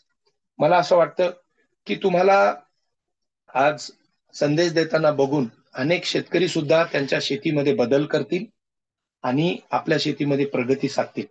दुसरा एक महत्वाचा मुद्दा असा आला होता की पाण्याची कार्यक्षम जो वापर आहे तो आपण कसा करतो. ठिबकद्वारे. दुसरी गोष्ट म्हणजे जर जिथं पाटाचं सर्वांनी पाणी द्यायचंय, हो. शक्यतो पाणी टाळीतच आम्ही द्यायचं. लई गरज असेल तरच पाणी देतो. अच्छा. जमीन जर सतत भिजत राहिली हा, हा. तर ती कालांतरासाठी धोकी राहील. तर ती कालांतरासाठी धोक्याची घंटा आहे. म्हणून आपण काय करतो, ठिबक, जास्त ठिबकचा वापर, अच्छा. पुन्हा पाणी बी द्यायचं कमी प्रमाणात. हा, हा. म्हणजे आपण कसं ताण लागल्यावर पाणी पितो, बरोबर. तसं ते पीक काय शेवटी जीव आहे त्याच्यात. हा, हा. तर आम्ही ते बी सुकायच्या अवस्थेत थोडं पाणी द्यायचं. म्हणजे अच्छा. त्याला मरू बी द्यायचं नाही आणि उत्पादन बी झालं पाहिजे. म्हणजे कुठल्याही पिकाची पाण्याची अतिरेक करायचं. काय गरज आहे अतिरेक ती लक्षात घेऊन आधुनिक सिंचन पद्धतींचा वापर, रेन पाईप असेल, कमी समजा रेन पाईप टाकून द्यायचा. हा, पाईप. हा, असं त्याच्यामध्ये एक महत्वाची गोष्ट अशी आहे की कृषी विद्यापीठामध्ये आम्ही विविध शेततळे केलेले आहे आणि त्याच्यामध्ये आम्ही पॉलिलायनिंगचा वापर म्हणजे तो करून त्या पाण्याचा होणारा अपयोग टाळलेला आहे. आणि आम्ही पिकांना जेव्हा पावसाचा खंड येतो तेव्हा आम्ही त्या शेततळ्यातलं पाणी त्या पिकाला देतो. आणि आपण जर बघितलं की तुरीसारख्या पिकामध्ये 1 ते 2 संरक्षित पाणी दिले तर 38 ते 40% उत्पादनामध्ये वाढ होते. आणि 1 ते 2 पाण्याची जी किमया आहे, पावसाचं जेव्हा आपल्याला बऱ्याच वेळेला पावसाचा दीर्घकालीन खंड येतो तर त्या खंड काळामध्ये जर आपण पाणी दिलं किंवा रबी पिकांना आपण 1 ते 2 पाणी देऊ शकलो तर उत्पन्नामध्ये 35 ते 40% वाढ आपल्याला झालेली दिसून येते. आणि कुलगुरू सरांच्या मार्गदर्शनाखाली कृषी विद्यापीठामध्ये शेततळे, आधुनिक सिंचन पद्धती यावरही मोठं काम उभं राहिलेलं आहे. म्हणून आम्ही सगळ्या शेतकरी बंधू भगिनींना त्या ठिकाणी हे बघण्यासाठी आणि या तंत्रज्ञानाचा फायदा घेण्यासाठी निश्चितपणानं आमंत्रित करतो. मला असं वाटतं बागल साहेब, काही शेतकरी बंधू भगिनी आहेत का की ज्यांना आपल्याला या कार्यक्रमामध्ये समावेश करून घेता येईल. हो, प्रश्न आहेत, आपण प्रश्न घेऊया, कोणाला प्रश्न असेल तर. अच्छा, आता प्रश्नाची वेळ झाली की आम्हाला सांगा, म्हणजे मग आम्ही त्या ठिकाणी शेतकरी हो, बंधू आता भगिनी प्रश्नच घेऊया, आता प्रश्नच घेऊया सर. फक्त प्रश्न मला एकच विनंती या ठिकाणी करायची आहे की या मुलाखतीच्या आणि या थोरात साहेबांच्या यशोगाथेच्या शेवटी मी थोरात साहेबांना एक शेवटची विनंती करतो की आपल्याला थोडक्यात अजून काही या मुलाखतीशिवाय काही सांगायचं असेल तर आपण 1-2-3 मिनिटांमध्ये निश्चितपणानं सांगू शकता. नाही सर, सांगायचं तात्पर्य म्हणजे या मुलाखतीमधून काही सुटलेले मुद्दे असतील की जे सगळ्यांच्या समोर येणं गरजेचं आहे, असे काही गोष्टी आपल्याला सांगायच्या असतील तर आपण सांगू शकतो. नाही सर, सुटायचा ते विषयच आहे ना. प्रथम तुम्ही असे मुद्दे सविस्तर मांडले की माझा प्राथमिक अंदाज ते मुद्दा सुटला नाही. अच्छा. राहिला विषय, तुम्ही जो कार्यक्रम राबवतात, मी याच्या आधी म्हणलं की हा कार्यक्रम शेतकऱ्यांच्या दारात चाललाय, घरात चालला. मी काम करता करता ऐकू शकतो. बरोबर. म्हणजे अहो हे खूप महत्वाचं आहे. म्हणजे एखाद्या माझं काही शेतीमध्ये चुकत असत, अच्छा. नाही ऐकू द्या तुमच्या 10 गोष्टी, 9 गोष्टी सोडून द्या, एखादी गोष्ट जरी तुमची मी घेतली तिथे प्लस माझा फायदा व्हायला. बरोबर. त्याच्यामुळे सांगायचं तात्पर्य म्हणजे हा जो कार्यक्रम आहे ऑनलाईनचा, वेळेची बचत, जाग्यावर ऐकता येणं, काम करता करता ऐकता येणं, घरात ऐकता येणं, शेतकऱ्याच्या दारा पोचतो जाणं. म्हणजे आधी तर तुमची वारी आहेत एक दिवस माझ्या बळीराजासाठी, पण आता सदैव बळीराजासाठी म्हणावं लागेल. बरोबर. हा एक मला संदेश. म्हणजे बघा, आमचे आदरणीय कुलगुरू डॉक्टर इंद्रमणी सर नेहमी सांगतात की तंत्रज्ञानाचा कार्यक्षम वापर हा विद्यापीठाने करून घेतला पाहिजे आणि या डिजिटल टेक्नॉलॉजीचा वापर करून शेतकऱ्यांच्या जीवनामध्ये आनंद आणला पाहिजे. आणि ऑनलाईन कार्यक्रम हा सुद्धा त्याचाच एक भाग आहे. आणि तुम्ही सांगितलं की माझा एक दिवस माझ्या बळीराजासोबत नाही, तर माझा सदैव आम्ही बळीराजाच्या सेवेत आहोत. आमच्या कुलगुरू साहेबांचा संदेश आणि तुमचा संदेश निश्चितपणानं सगळ्यांपर्यंत पोहोचलेला आहे की आम्ही सदैव शेतकऱ्यांच्या सेवेमध्ये या ठिकाणी आहोत आणि राहण्याचा निश्चितपणानं प्रयत्न करू. तर थोरात साहेब, आज अनेक शेतकरी आपल्याला बोलण्यासाठी आणि आपल्या यशाचं गमक जाणून घेण्यासाठी उत्सुक आहेत. मला असं वाटतं की आपण शेतकरी बंधू भगिनींना प्रश्न उत्तरासाठी आमंत्रित करू. काहीच. ओके, धन्यवाद सर, धन्यवाद. आता आपण प्रश्न उत्तर सत्राकडे होतोय. मीटिंग मध्ये सहभागार्थी कोणाला प्रश्न असेल तर कृपया तुम्ही हँड रेस करा, आम्ही तुम्हाला अनम्यूट करू, नंतर आपले प्रश्न विचारू शकाल. त्याचबरोबर आपले जे बाकीचे युट्यूब, लिंक्डइन आणि फेसबुकवर जे काही दर्शक आहेत ते सुद्धा आपले प्रश्न कमेंट बॉक्स मध्ये विचारू शकाल. आम्ही एक एक करून आपला प्रश्न घेतोय. पहिला प्रश्न जनार्दन आवरगंड, आपला प्रश्न विचारा. जनार्दन आवरगंड. सर नमस्कार. आवाज येतोय, बोला. नमस्कार. सर, प्रथमतः गोरे सरांचं आणि माननीय कुलगुरू साहेबांचं खूपच अभिनंदन. हा कारण की एक प्रामाणिक असा शेतकरी आमचा मित्र, आम्ही सोबतच राहतो, पंडित थोरात यांचे जे शेतीतलं तंत्रज्ञान आहे खरंच शेतकऱ्यापासून पोहोचायला पाहिजे होतं आणि ते पोहोचिती करण्याचं तुम्ही कार्य केलं. आणि खरंच मी आजच एक व्हिडिओ बनवला होता सर की ऊसाचं गेल्या वर्षीचं माझे उत्पादन माननीय आपल्या विद्यापीठचे डॉक्टर गड्डे सर आणि पटाईत सर यांच्या मार्गदर्शनासाठी जवळपास 70 ते 75 टनापर्यंत मी गेल्या वर्षी नेऊ शकलो. आणि जे आम्ही जे प्रक्रिया उद्योग करतो हे सध्या विद्यापीठच्या कृषी विज्ञान केंद्राच्या तुमच्या माध्यमातून आम्ही बरेचसे काही उद्योग करू शकायलो. आणि फार्मर प्रोड्युसर कंपनीच्या माध्यमातून परभणी जिल्ह्याला जे आम्हाला सेवा देण्याची संधी मिळाली, हा सध्या विद्यापीठच मार्गदर्शन आहे आमचा. आणि हे 2 दिवस तुमचं जे ऑनलाईन मिळते सर, हा शेतकऱ्याला एक अमृत. जसं शेतकऱ्याला एखादा म्हणजे ज्यावेळेस 33 कोटी देवानी ते रवी मंथन केलं त्यातून अमृत निघालं, ते अमृत म्हणजे कोणतं? हे तुमचं 2 दिवसाचं ऑनलाईन ट्रेनिंग हे आमच्यासाठी अमृत आहे सर. कारण माझ्या शेतीवर काय येतंय पीक आणि आपण काय केलं पाहिजे. आणि मी दुपारी व्हिडिओ मध्ये सध्या कोणता सांगितला की सर्व शेतकरी बांधवांनी जास्तीत जास्त ह्या 2 ऑनलाईन मार्गदर्शनाचा लाभ घ्यावा आणि विद्यापीठचा संपर्क साधावा, हेच आमचं. आणि म्हणून आमच्या आणि माननीय कुलगुरू साहेबाचा एक संदेश कोणता? शेतकरी अतिथी देवो भव. सर, आम्हाला आतापर्यंत शेतकरी अतिथी देव शेतकऱ्याला देव म्हणणारा एक राजा मिळाला, त्यामुळे आमच्यातला एक शेतकरी जागा झाला. त्याच्यामुळे आम्हाला खूपच अशी विद्यापीठच्या सानिध्यात राहून आमच्या काही अजून आता 5 एकर यावर्षीचा ऊस आहे, खूप चांगल्या प्रकारे आहे. मग हा जर आम्ही आणि विविध प्रकार जर उसरे असतात काही जे आम्ही नवीन करायचे, आमची जर तुम्हाला आम्ही रिकमेंड केली की आम्हाला हा याच्यावर प्रक्रिया पाहिजे, याच्यावर मार्गदर्शन करा, तुम्ही तयार आहेत, याच्यापेक्षा आमच्याकडे भाग्य, आम्ही भाग्यवान याच्यापेक्षा काय आहे. परभणी विद्यापीठ म्हणजे आमच्यासाठी एक पंढरी आहे आणि त्या सर्व शेतकरी बांधवांनी त्याचा लाभ घ्यावा, मी एवढीच माझी विनंती आहे. धन्यवाद आवरगंड साहेब. आपण दिलेलं प्रोत्साहन निश्चितपणानं काम करण्यासाठी ऊर्जा देईल. धन्यवाद. पुढचा प्रश्न घेऊया. सुषमा देव, आपला प्रश्न विचारा. सुषमा देव. हा, नमस्कार.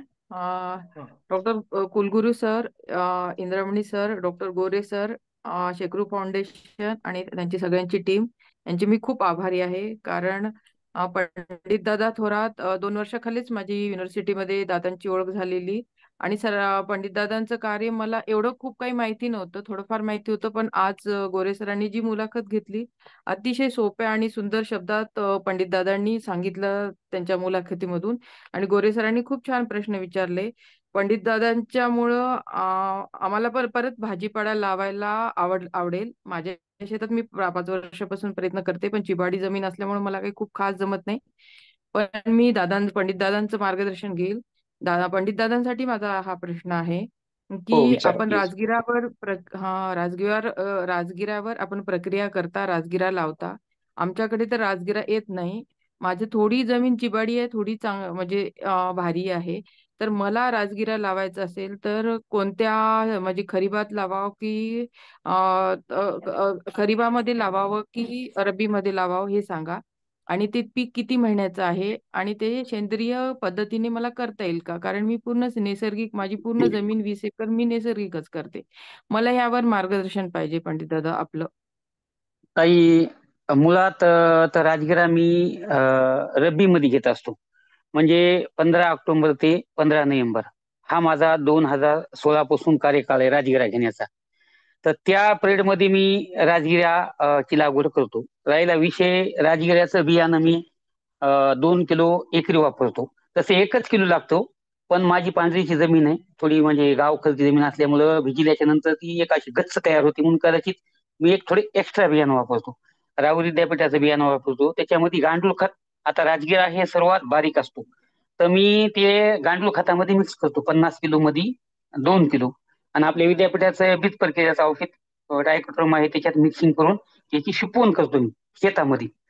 मग शिपवण केल्याच्या नंतर सारानं पाणी देतो. ते व्यवस्थित बघा एकदम दर्जेदार येतो.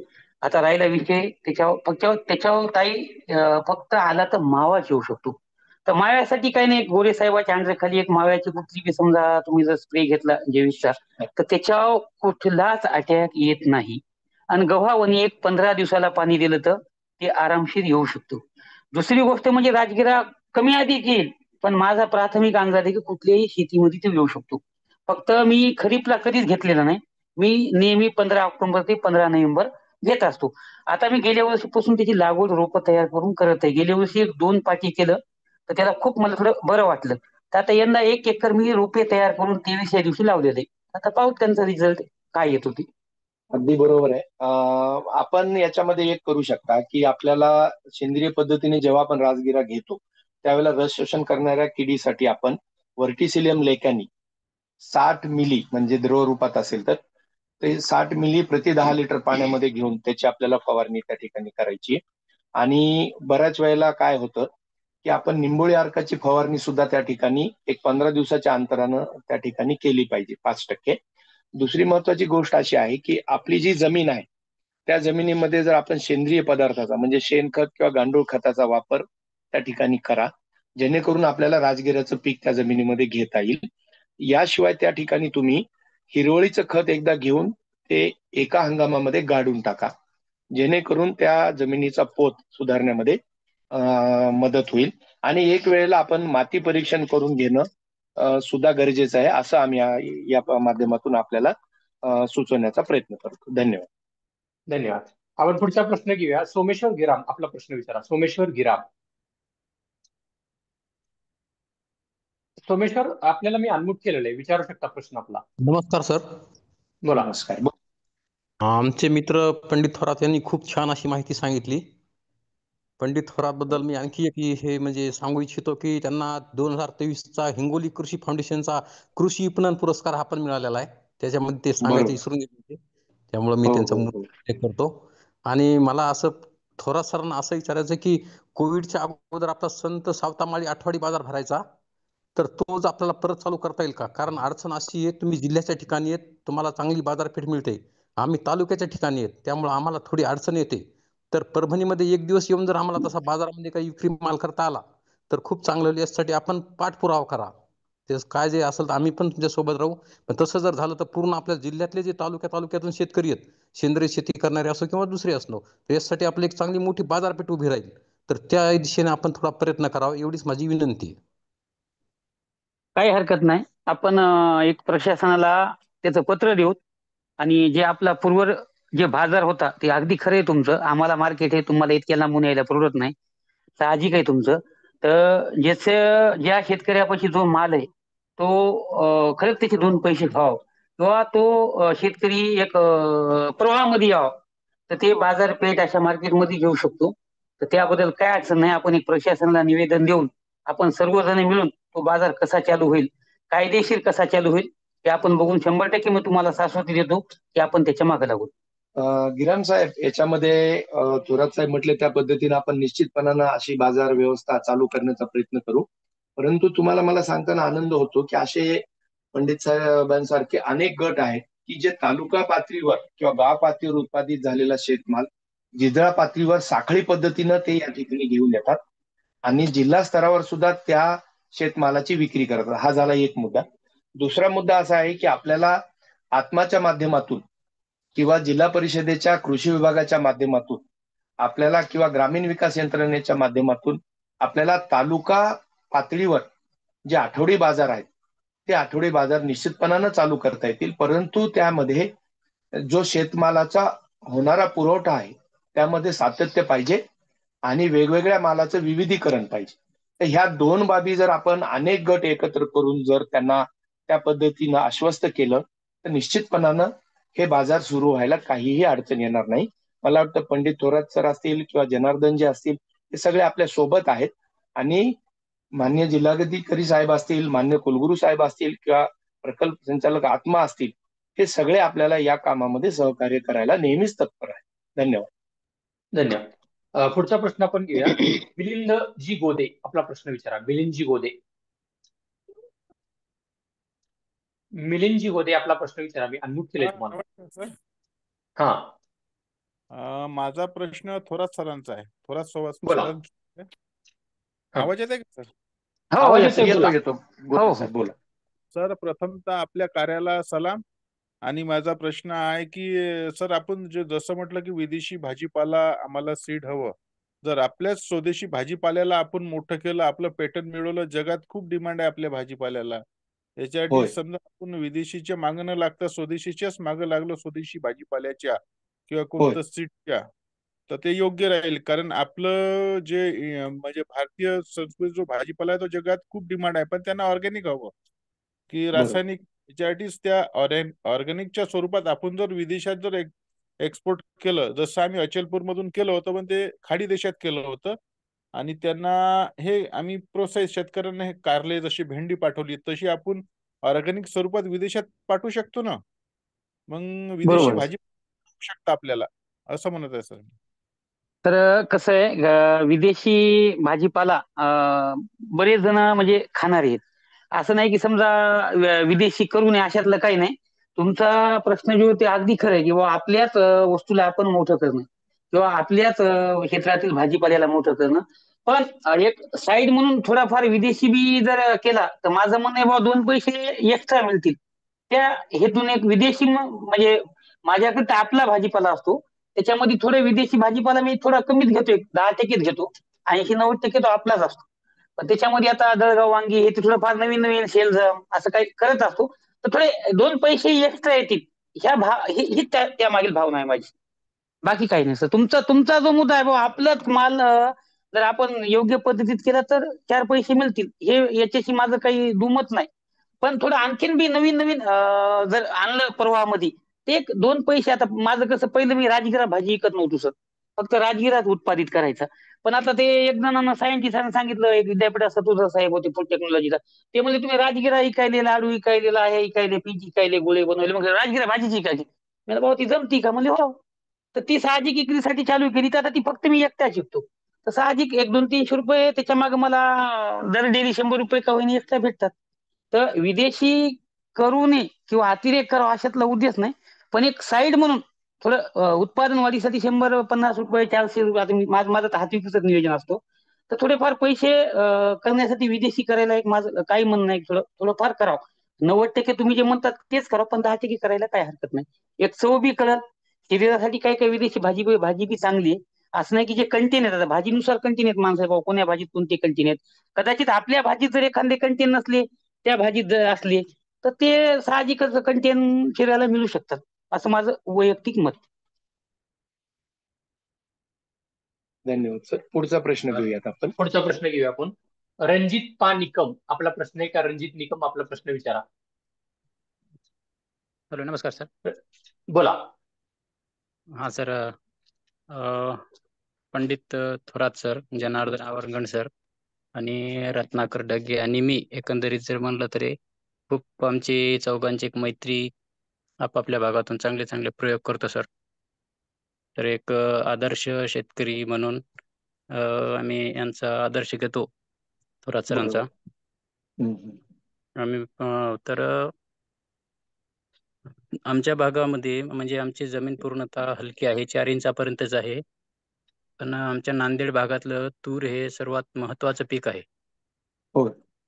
पण सरासरी त्याची 5 ते 7 क्विंटल एवढा उतार आहे. तर सेंद्रिय पद्धतीने आपण त्याला कसं आम्हाला ते जास्तीचं उत्पन्न होईल आणि मुख्य पिकाला उत्पादन कसं वाढ होईल हे यासाठी माहिती पाहिजे होती. अच्छा. अगदी चांगला प्रश्न केला तुम्ही की तुरीसारखं जे पीक आहे ते कडधान्य वर्गातलं पीक आहे आणि मुळात या पिकाची जी अन्नद्रव्याची गरज आहे ती कमी आहे आणि याचे मुळं जे आहेत ते खोलवर जाणार आहे. अशा वेळेला आपण जर बघितलं की तुरीसारख्या पिकामध्ये आपल्याला एकरी 10 किलो नत्राची गरज असते आणि सर्वसाधारणपणे 20 किलो त्याला स्फुरत त्याला द्यावा लागतो आणि 10 किलो आपल्याला पोटॅश. तर याची जी गरज आहे सेंद्रिय पद्धतीनं तुम्ही 2 ते 3 पद्धतीनं भागवू शकता. एक तर म्हणजे आपण सर्वसाधारणपणे एकरी 2 टन आपल्याला शेणखत त्या ठिकाणी देता येईल किंवा 1 टन आपल्याला गांडूळ खत देता येईल किंवा आपण दुसरं करू शकतो की निंबोळी पेंड आहे, गांडूळ खत आहे आणि शेणखत आहे. या तिन्हीचाही आपण जर वापर केला तर निश्चितपणानं त्याची जी गरज आहे ती आपण भागवू शकतो. धन्यवाद. अजून याच्यासाठी पुढचा आपण प्रश्न घेऊया. पुढचा प्रश्न थेट संपर्कही त्या ठिकाणी करू शकता. ओके सर, पुढचा प्रश्न युट्यूब वरून आलाय. पंडित भाऊंना प्रश्न आहे. ते म्हणतात की उत्पादन वाढीसाठी अल्प मुदतीत येणारी उन्हाळी पिके कोणती? तर आता उन्हाळी पिके म्हणजे माझं जास्त तर भाजीपाला क्षेत्र असतो. तर त्याच्यामध्ये आता मी सर्व म्हणजे कसं राहते आता मी पॅटर्न कसा बनवतो, हिवाळी, पावसाळी, उन्हाळी. आता उन्हाळ्यामध्ये मी माझ्या शेतामध्ये आंबाडा भाजी घेतो, गोळाची भाजी घेतो, तांदूळका भाजी घेतो, कोथिंबीर घेतो, तिथून नाही तर पालक भाजी घेतो, गवार घेतो, भेंडी घेतो. हे जे पालेभाज्या 1 महिन्यामध्ये घेतो, 1.5 महिन्यामध्ये हार्वेस्टिंगला येतात. हा माझा पॅटर्न मी उन्हाळ्यासाठी सर नेहमी राबवत असतो. म्हणजे जास्त माझं म्हणजे उन्हाळ्याचं जे क्षेत्रफळ आहे, उन्हाळ्यामध्ये आता कसं आहे ज्वारी जास्त लागवड रब्बीमध्ये जास्ती, गहू नाही येत उन्हाळ्यात जास्त. तर उन्हाळ्यात माझं जे लक्ष केंद्रित आहे ते म्हणजे दीड महिन्यात हार्वेस्टिंगला येणारी भाजी. आणि एक नियोजन असं राहते माझं 25-25 जुड्या. आता आंबाडा 25, घोळ 25, शेपू 25, राजगिरा 25, पालक 25, कोथिंबीर 25, तिथून नाही तर तांदूळका 25, असे 25-25-25 मिळून एक 200 गडी काढली. प्रत्येक गडी 5 रुपयाने गेली तर 1000 भेटतात. प्रत्येक गडी 10 गेली, हाती बिलकुल बोलतो बरं का, मार्केटचं नाही. तर असं अधिक 2000 भेटतात. ते असं माझं सर उन्हाळ्याचं नियोजन म्हणजे जास्त फोकस मी भाजीपाल्यावर करतो महिन्याच्या हार्वेस्टिंगच्या पिकावर. थोरात साहेबांनी अतिशय योग्य पद्धतीनं आपल्याला सांगितलेलं आहे. आपण उन्हाळी मूग असेल किंवा उन्हाळी सूर्यफूल असेल या कमी कालावधीच्या पिकांचाही वापर किंवा अवलंब आपण त्या ठिकाणी निश्चितपणानं करू शकतो. आणि याचा फायदा असा होतो की आपल्याला एक तर बियाण्यासाठी सुद्धा हे पिकं घेता येतात किंवा आपल्याला कमी कालावधीमध्ये अधिक फायदा सुद्धा आपल्याला त्या ठिकाणी मिळू शकतो. धन्यवाद. विजयराव जंगले आपला प्रश्न विचारा. विजयराव जंगले. नमस्कार सर. बोला. हा सर, मी पेडगावून बोलतो. बोला. मी एक 12 वर्षापासून शेती सेंद्रिय करतो आणि आपल्या विद्यापीठातून प्रत्येक कार्यक्रमाला येत असतो आणि त्याप्रमाणे मी शेतीमध्ये माझा जो उपकरण आहे ते मी राबवतो. पण मी जे उत्पादित केलेल्या वस्तू आहेत त्याला योग्य बाजारपेठ भेटण्यासाठी मला पंडित भाऊचं खूप मार्गदर्शन भेटलेलं आहे. मी आता गेल्या वर्षी आपल्या विद्यापीठाचं केळीचं वाण आणलं आणि एक 3 गुंठ्यामध्ये 120 झाडं लावली होती. आणि ज्या टायमाला ते झाडं काढायला यायचा टाइम होता केळीचा, तर माझ्याकडे बागवान आला आणि तिने 100 रुपयाला घड मागितलं मला. तर मी परेशान झालो. मी अरे एवढं मोठं बेजार झालो आपण, आणि कसल्याही प्रकारचं म्हणजे त्याला निविष्ठा लागल्या नाही. फक्त मी बायोमिक्स आणलं, ट्रायकोड्रामा आणला आणि गांडूळ खत त्याला टाकलं, बाकी काही नाही. पण पाणी द्यावं लागतं जास्त केळीला. तर अशा प्रकारे संगोपन केलं आणि 100 ते 120 झाडाची आपल्याला फक्त 12,000 रुपयाची आली. हे बरोबर नाही. मग पंडित भाऊ सोबत आमची चर्चा झाली आणि पंडितराव म्हणले माझ्यासोबत इथं केळं घेऊन या तुम्ही, आपण पाहू काय करायचं. त्यांच्याकडे आम्ही केळी पाठवली, त्यांनी त्याला व्यवस्थित पिकवलं आणि गेटला आम्ही 60 रुपये किंवा 50 रुपये डझन त्याची विक्री केली. आमच्या झाडाला म्हणजे झाडाला 10 फण्या म्हणजे 10 डझन 12 डझन माल होता. तर जवळजवळ 600 ते 500 रुपये एका घडाची झाली. अशा प्रकारे आम्हाला त्या 120 झाडाचे 50 1,000 रुपये 60,000 रुपये झाले. पहा, पंडित भाऊमुळे झाली ती, की योग्य शेतकऱ्याला मार्गदर्शन जे हे पंडित भाऊमुळे मिळालं. त्यांची स्वतःची शेती त्यांनी डेव्हलप तर केली, पण आमच्यासारखे जे मागासलेले शेतकरी जे की उत्पन्न काढू शकतात पण त्याला मार्केट भेटत नाही, अशा ठिकाणी आम्हाला त्यांनी नेलं. त्यांना असंच माझा 2 वर्षाखाली संत्र्याचा बी असंच झालं. संत्रा माझा व्यापाऱ्याने घेतला कॅरेटवर, ते संत्रा काही नेत नव्हता, भाव नव्हता, ते गळायला लागला खाली. मग मी पंडित भाऊला म्हणलं असं असं व्हायला कसं करावं. म्हणले घेऊन या. परभणला नेलं. आम्ही 8 दिवसात 2 लाखाचा माल सेल केला. अशा प्रकारे यांचं करावं तेवढं कौतुक. मी खूप त्यांचा धन्यवाद आहे, आभारी आहे. आणि आपल्या विद्यापीठाचं एवढं मला मार्गदर्शन मिळतंय की भरपूर. आणि आमच्या जे परिसरातले शेतकरी ते पण आता अशा प्रकारे निविष्ठा आणायला सुरुवात झालेली त्याची. आणि माझ्या शेतीचं उत्पन्न पाहून माझ्या शेतात गावातील जे शेतकरी आहेत त्यांनी संत्रा बाग लावली. जवळजवळ 10 शेतकऱ्यांनी संत्र्याची बाग लावली माझं उत्पन्न पाहून. आणि आम्ही 10 ड्रम थेरी सुद्धा केली शेतामध्ये आता. आणि पंजाबराव देशमुख नैसर्गिक शेती 50 हेक्टरची जी संकल्पना आहे ती पण आम्ही आमच्या गावात राबवत आहोत. अशा प्रकारे काम चालू आहे. पण जे काही आहे ते आपल्या विद्यापीठाचंच योगदान आम्हाला मिळतं नेहमी, आणि पंडित भाऊमुळे आम्हाला मार्केट मिळतं. एवढं बोलून माझे मी 2 शब्द देतो. जय हिंद, जय भारत. धन्यवाद जंगले साहेब. तुम्ही सांगितलं की पंडित भाऊंनी कसं इतर शेतकऱ्यांना पण मार्ग दाखवला आणि जे झाड तुम्हाला काही रुपये देणार होतं त्याचं तुम्ही 50,000 रुपयापर्यंत त्या ठिकाणी मिळवले आणि आपली शेती यशस्वी करण्यासाठी पंडित भाऊंची भूमिका फार महत्वाची राहिली. मला सगळ्या शेतकरी बंधू भगिनींना सांगताना आनंद होतो की 23 जानेवारी 2025 रोजी आमच्या वसंतराव नाईक मराठवाडा कृषी विद्यापीठाचा दीक्षांत किंवा पदवीदान समारंभ संपन्न झाला. आणि या समारंभासाठी आपल्या महाराष्ट्र राज्याचे महामहिम राज्यपाल महोदय या ठिकाणी आले होते. आणि राज्यपाल महोदयांनी आपल्या आदरणीय कुलगुरू साहेबांचं शेतकरी देवोभव या कार्यक्रमाअंतर्गत माझा एक दिवस माझ्या बळीराजासोबत या कार्यक्रमाचं खूप कौतुक केलं. साहेबांचं आणि विद्यापीठाचं अभिनंदन केलं. यासोबतच माननीय राज्यपाल महोदयांनी बीजोत्पादनामध्ये विद्यापीठानं घेतलेली आघाडी, वहितीखाली आणलेलं अधिकाधिक क्षेत्र आणि दर्जेदार बीजोत्पादन याचंही कौतुक केलं. आणि माननीय कुलगुरू महोदय, माननीय संचालक संशोधन महोदय आणि विद्यापीठ परिवाराचं त्यांनी मुक्त हस्ते त्या ठिकाणी कौतुक केलं आणि विद्यापीठाला पुढील कार्यासाठी शुभेच्छा दिल्या. ही बाब सांगताना मला अतिशय आनंद होतो. मला वाटतं सर आपण पुढील प्रश्न घेऊयात. ओके सर, आता आपण एकच प्रश्न घेतोय पुढे, कारण आपला टाइम हे झाला म्हणजे टाइम आपण संपतो आपला टाइम. ठीक. पुढचा प्रश्न आहे सोमेश सुरेंद्र राजपूत आपला प्रश्न विचारा. सुरेंद्र राजपूत मी अनम्यूट करतोय. ओके, तुम्ही अनम्यूट होत नाहीये. पुढचा प्रश्न घेतोया. सोमनाथ अवरगड आपला प्रश्न विचारा. सोमनाथ अवरगड. हा, नमस्कार सर. बोला. हा, खूप वेळ झाल्यामुळे थोड्या शब्दात माझा प्रश्न जो होता त्याच्या अगोदर सर यांनी जी माहिती दिली ना की ती खूप जबरदस्त माहिती.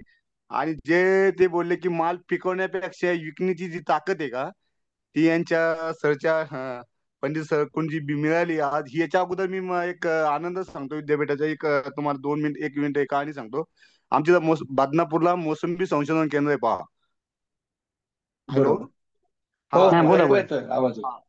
संजय पाटील सर आहे. आणि त्यांच्याकडे मी एकदा, माझ्याकडे ऍपल बोर आहे पहा, 2 जुने झाड आहे, त्याला मार्केटमध्ये काही व्हॅल्यू नव्हता. पण मी त्यांच्या सरकडे गेलो तर सरना मला मार्केटमध्ये ओळख करून दिली. तर माझे ऍपल बोर जसे सर म्हणले, मी विकताना जर सर म्हणले खराब निघलं तर मी त्यांना दुसऱ्या दिवशी आणून देतो, तसं मी बोर खराब निघलं तर ते पाकिट तसंच देऊन टाकत होतो. तर सरला जी क्वालिटी असते ना ती सर मुळे आपले जसे सोमोई सर आणि आम्हाला पाटील सरचं मार्गदर्शन इतकं चांगलं भेटलं ना, तर माझे बोर 20-22 रुपये किलो जायचे बोर मी 50 रुपये किलो चांगल्या क्वालिटीचे बोर. ही गोष्ट मला सर मुळे, आज पंडित सर मुळे जी विकण्याची ताकद आहे का, ती एक एनर्जी मिळाली की माल बरोबर. फेकण्यापेक्षा विकणं किती महत्वाचं आहे. आणि विकल्याच्या नंतर बरोबर. जो शेतकरी समजा म्हणतो की झाडं नको, हे नको, मार्केट नाही, ही ताकद आज पंडित सर मुळे जी मिळाली ना, ती धन्यवाद सर मुळे. आणि माझा जो प्रश्न होता का राजगिराची लागवड, तर त्यांनी ते मॅडमने विचारल्यामुळे तो प्रश्नाचं उत्तर मला मिळालं. खूप खूप धन्यवाद एकदा आणखीन. धन्यवाद सर, धन्यवाद. पंडित सर, तुमचा संपर्क क्रमांक सांगून द्या.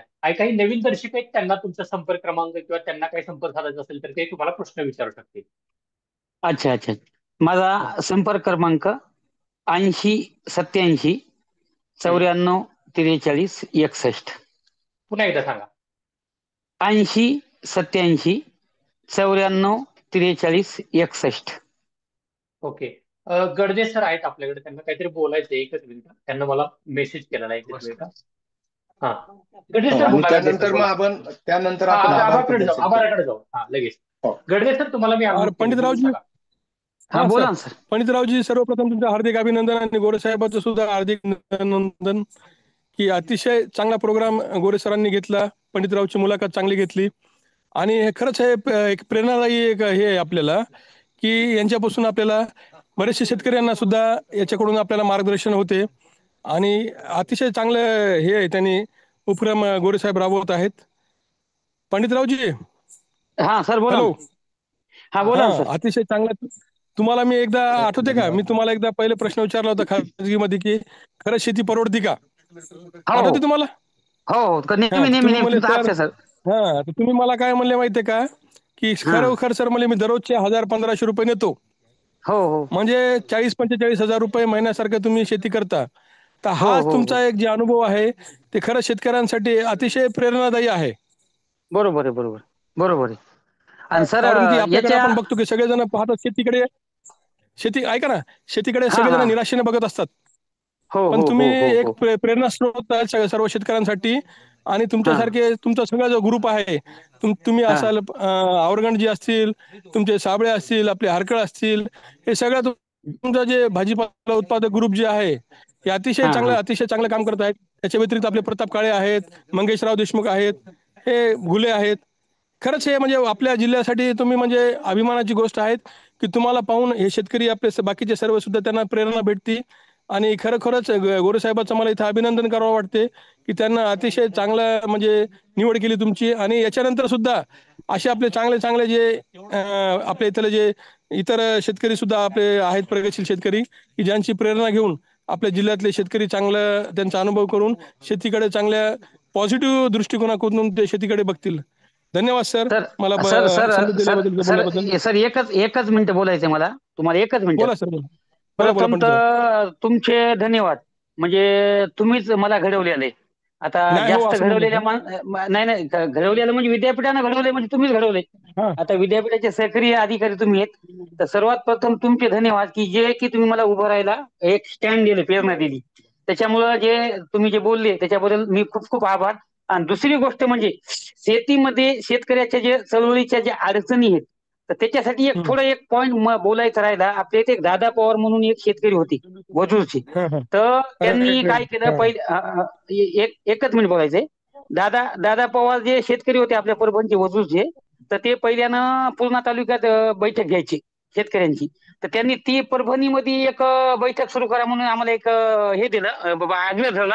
तर ती बैठक आम्ही आता दर 3 महिन्याला घेऊन त्याच्यातून बी बऱ्याच शेतकऱ्यांना एक लाभ होतोय. हे एक सर सांगायचं तात्पर्य म्हणजे.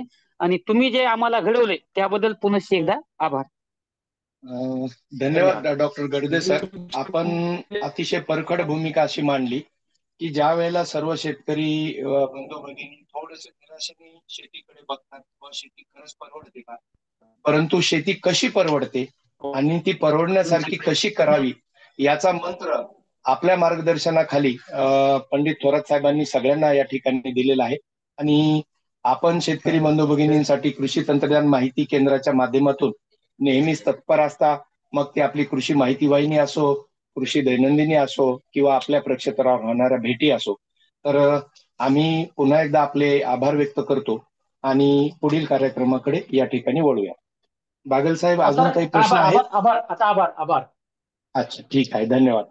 तर मला सगळ्यांना सांगताना आनंद होतो की आजची जी श्रृंखला जी आहे आपली शेतकरी देवोभव, त्यामधील पहिली मुलाखत आज आपण आपले सर्वांचे आवडते शेतकरी श्री पंडित थोरात यांची घेतली. आणि या मुलाखतीच्या माध्यमातून त्यांनी आपल्या यशस्वीपणे शेती करण्याचं जे तंत्र आहे ते सगळ्यांना अवगत करून दिलेलं आहे.